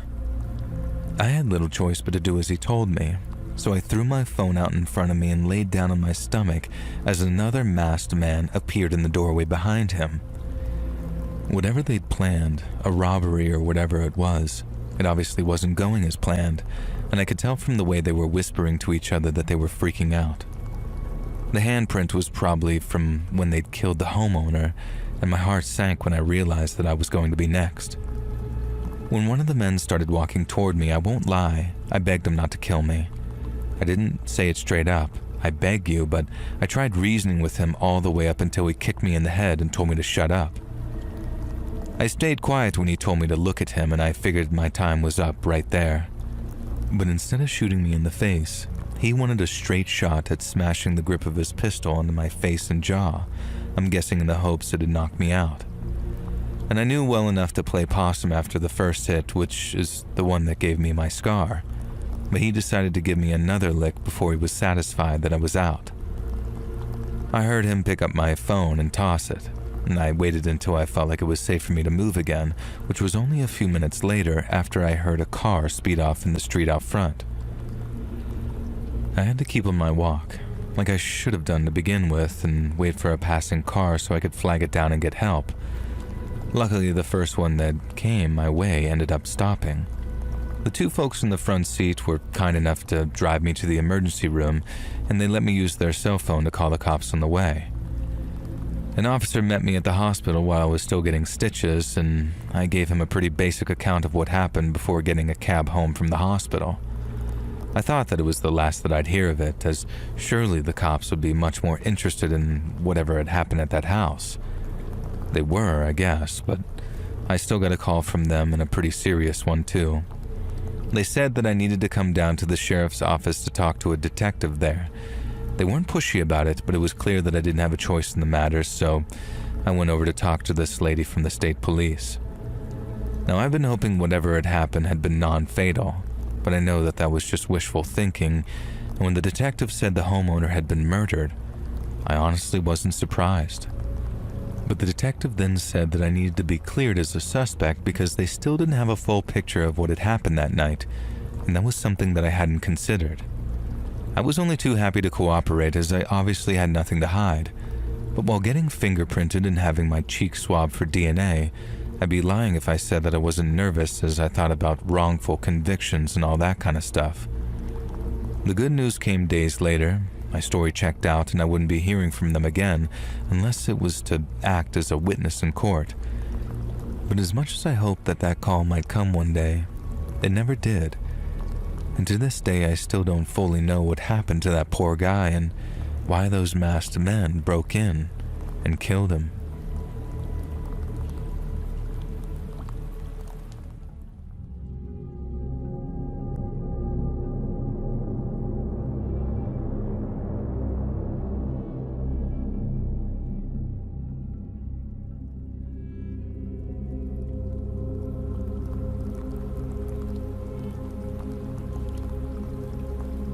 When I was young, I went to college in San Francisco.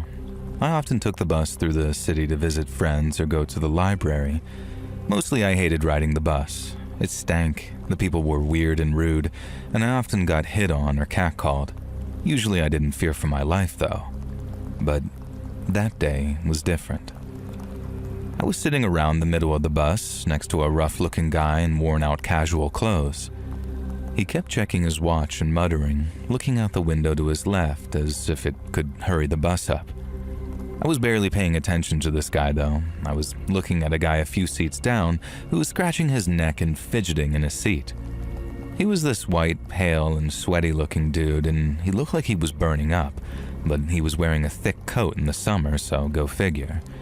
He looked like a pretty clear H addict. You'd see them around San Francisco sometimes, and he usually just made me feel sad.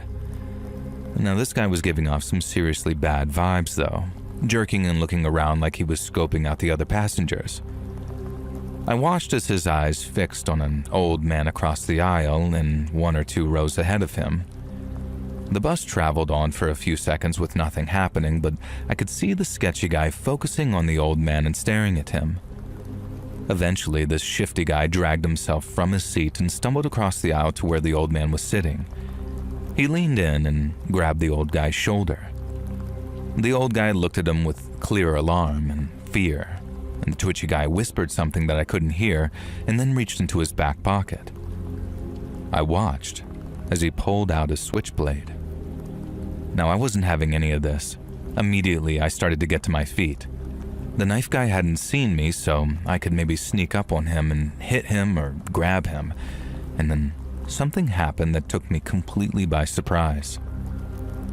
The rough-looking guy sitting next to me grabbed my arm and pulled me back down into my seat. He said something to me, like "don't be an idiot, hero." Then I thought he said that he would cut me if I intervened.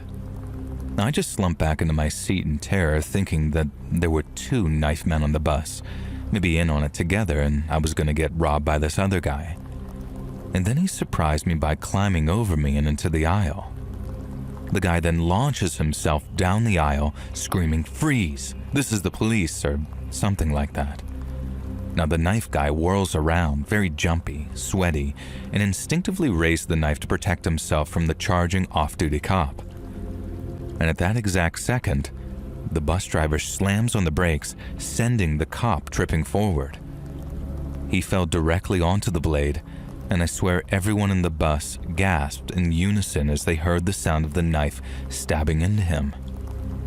The off-duty cop stumbled backwards, clutching at, thank God, his arm. Now the knife was sticking out of his bicep, where he'd apparently managed to swivel during his fall. The strung-out dude was staring at his hands, head jerking back and forth between them, genuinely looking like a cartoon. Now it would have been funny if he hadn't then advanced towards the fallen cop and reached for the knife. Then the biggest twist yet happened.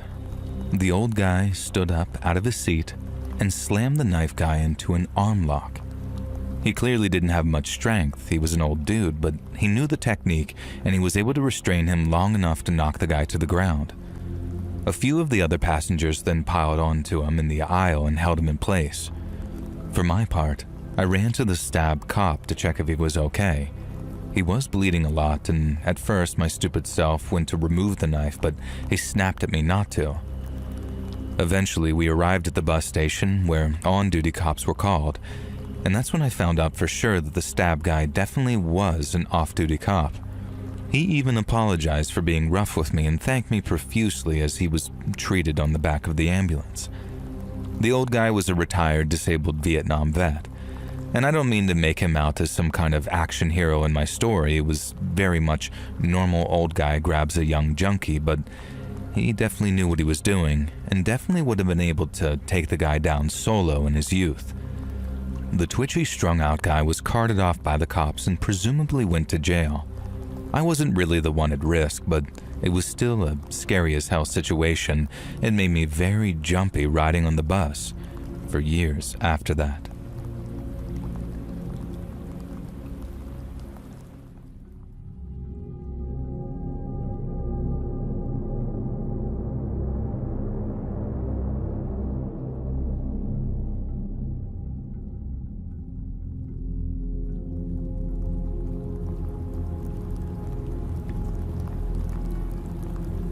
My name's Susie, and I'm from London, and I used to work in a restaurant that finished quite late on weekends. Whenever I finished a shift, I'd take the exact same route home, which involved walking through a massive construction site that had a sort of pedestrian walkway running through the middle of it. It was lined with these tall gray barriers interspersed with adverts for the building firm. Ironic given that they couldn't build it in a straight line, and their efforts resulted in an awkward zigzagging pattern where you sometimes got jump scared by random dog walkers as you reached a zig or turned onto a zag. And this was clean and shiny when it first went up, but over time, it started to smell a bit like piss, and no surface stays clean in London for long. It's like the graffiti artists can smell them. But as grim as it was, I sort of got used to walking down that horrible little passageway, and the jump scares weren't as bad once you knew that they were coming. But this isn't about anyone jumping out at me or chasing me down the narrow walkway. It's about something that appeared on the wall one day. As I mentioned, the passageway's gray metal walls ended up extensively graffitied, and throughout the many times I walked down it, I became quite familiar with a lot of the art on display. There were some quite nice pieces of art and then some not so nice ones too, and I could recognize which ones were old and which ones were brand new. So that night when I was walking down the passageway, I noticed a newer piece of graffiti that must have been daubed there after I'd walked down it the previous night. It wasn't like the others. There wasn't a picture, name, or slogan. It looked more like a note, a letter even, and someone had written, "Read me" at the top of it. I wasn't intending on reading it, I just wanted to get home and get in the bath. But when I saw who the note was addressed to, I couldn't help myself because it was addressed to Wine Bar Girl Who Walks Here Most Nights. I can't remember what the rest of it said exactly, as I only skimmed it before walking off at double speed, but as much as it pains me to do so, I can sum it up quite succinctly with the following. It said that I was pretty, and that someone was watching me, and that this person would like to bash my pretty face in with a brick when they were finished violating me. I recall just being like, oh my God, as I walked off twice as fast as before, and somehow I got home safely without any sort of confrontation with whoever wrote that note. But I also ended up crying my eyes out in the bathtub, wondering how people can be such freaking creeps. I started getting taxis home from then on, at least until I changed jobs and didn't have to commute home at night anymore. But even so, I've never forgotten that stomach-churning terror I felt when I realized that note was addressed to me.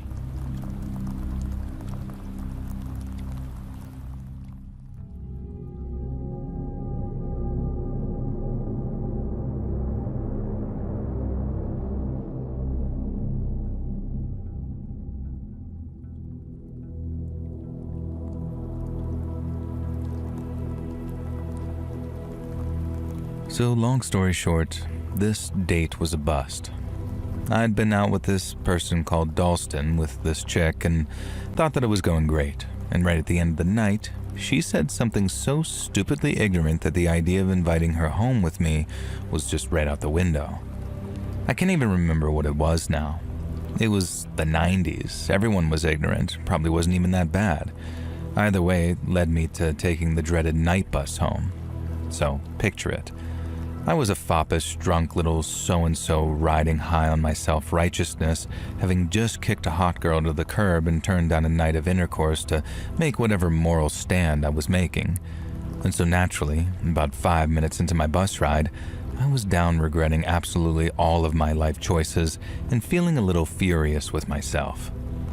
And maybe that's why, when the mouthy punk started calling me all manner of F-bombs and G-bombs and other bombs, I didn't stay quiet. Now, I know that I should have. I should have weathered the storm of insults to my masculinity and sexuality and kept quiet like a good little night bus traveler, like we're supposed to. Instead, I turned around in my seat and told them exactly where they could shove their Doc Martens. And they were the only other two passengers on the bus. One of them was a lanky-looking guy with some spiky red mohawk, and the other was a big chap with green and black hair shaved as sort of a side parting. Now, I couldn't tell if he was all muscle or just fat. Both of them were absolutely foul-mouthed, though, and I told them to stick their boots in each other, and they were floored in silence for a moment. And then, like hooting hyenas, these two idiots began rattling my seat, shaking and punching it without actually hitting me directly. One of them started slapping the bus window, and I just had enough. They'd been sitting on the back row when I'd gotten on, so I'd sat somewhere in the middle, and they'd clearly moved to be behind me. There weren't many rows that I could move forward, but I tried anyway, and about halfway between where I'd started and the driver, I don't know why I thought that this would somehow cause them to leave me alone.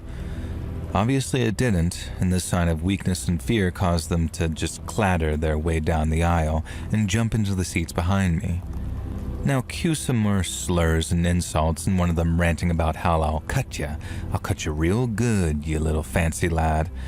And I was riding the blue balls high and gave them a few more choice words of my own. I caught sight of my driver up front, and she was shaking her head at me, giving me a look sort of like, you know better. And I knew her vaguely. She was this larger black woman who I'd met on the night bus a few times in the past, and was always a good laugh. I somehow hadn't noticed it was her driving when I got on the bus. I guess because I was still sad about my lack of a successful date. I stood up to move again, but once the punks grabbed me and pushed me down in the seat. Oh no, you did not just lay hands on me, I thought, you little rat. And I thought about turning around and just absolutely lamping on one, but I knew that I'd land myself in trouble with the law if I tried. Instead, I tried to get up and move again, and again, this punk pushed me back down in the seat. I tried again. He pushed me back down, tried again, and this time, the punk pulled me down so hard that the back of my head knocked against the back of the seat with this very loud crack. The driver shouted at us all to settle down. I said something insulting to them and then quickly left my seat and moved right back behind the driver.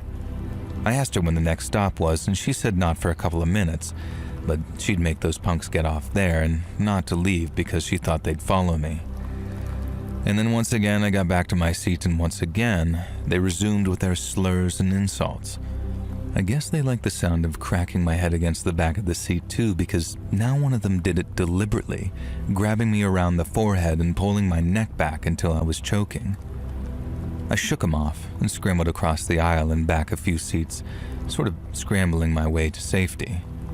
These punks got up, absolutely mad at me for daring to shake off their assault, and the bus driver started screaming at them to sit down and leave me alone.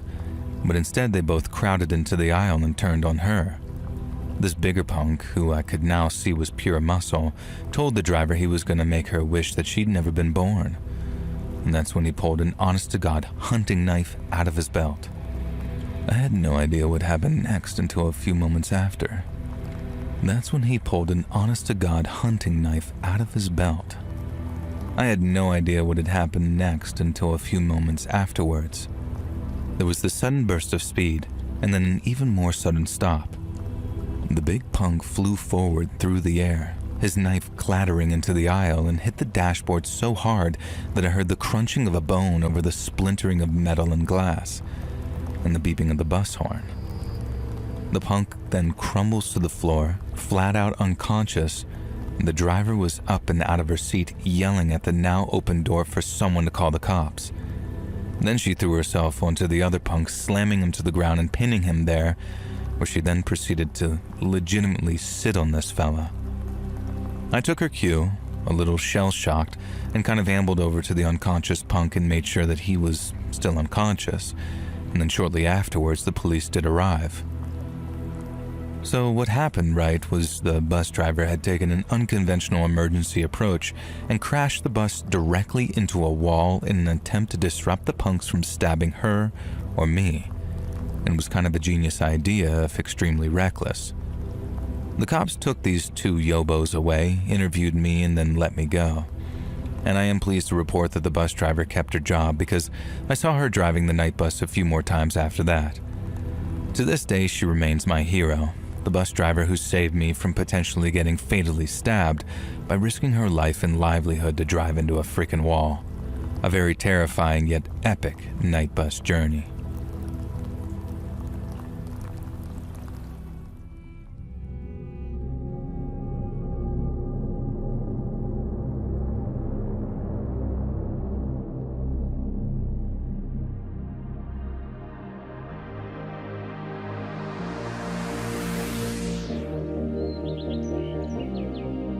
Hey friends, thanks for listening. Don't forget to hit that follow button to be alerted of our weekly episodes every Tuesday at 1 p.m. EST. And if you haven't already, check out Let's Read on YouTube, where you can catch all my new video releases every Monday and Thursday at 9 p.m. EST. Thanks so much, friends, and I'll see you in the next episode.